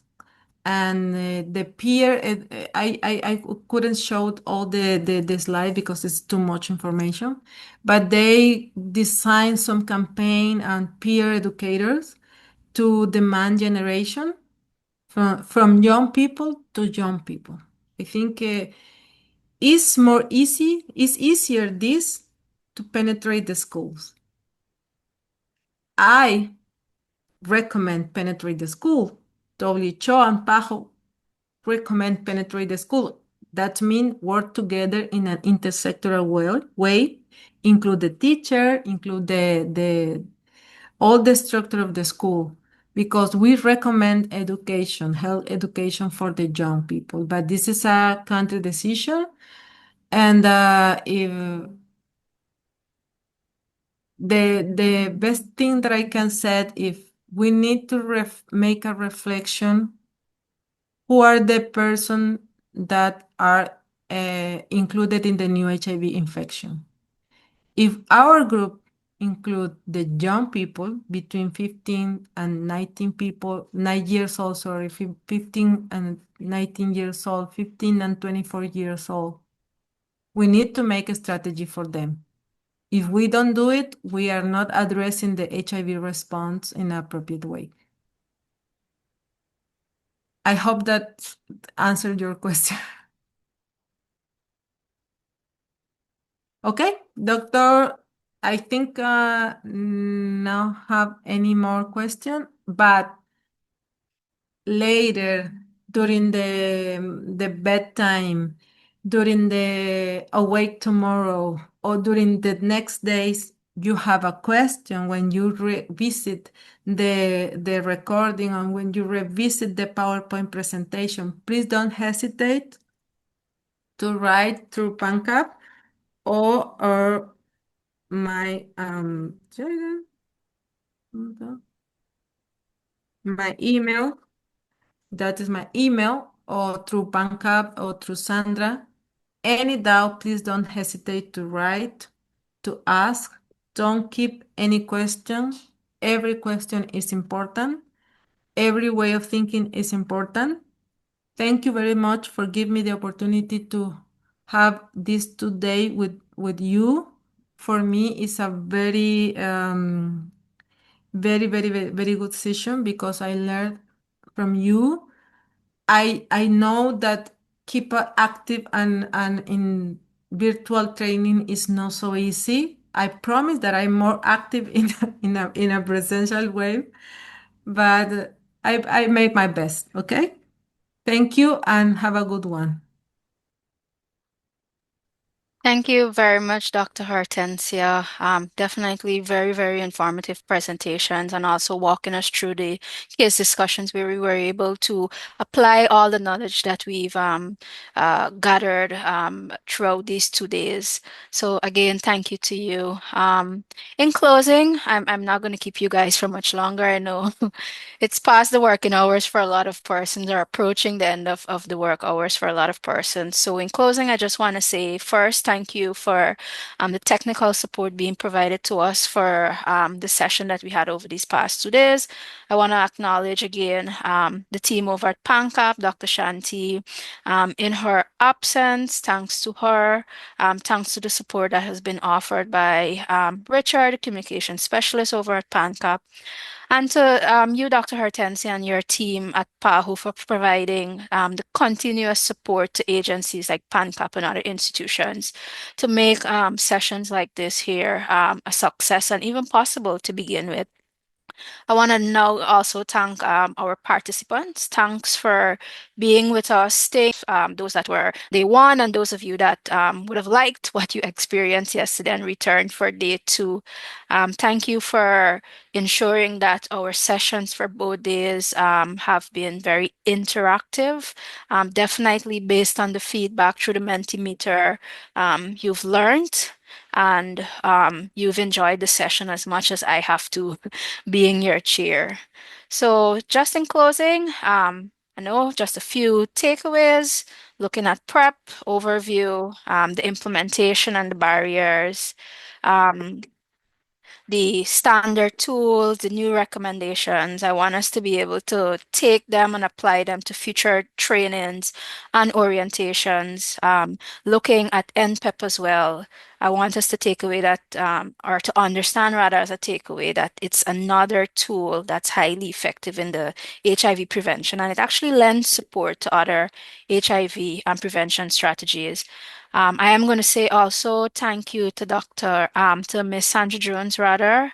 Thank you for your presentation. Thanks for lending support and for all the work that you're doing in the fight against HIV/AIDS and other STIs here in the Caribbean through your office. So thank you to everyone, and do enjoy the rest of your evening. Bye. Bye, everyone. Thank you to Dr. Singh.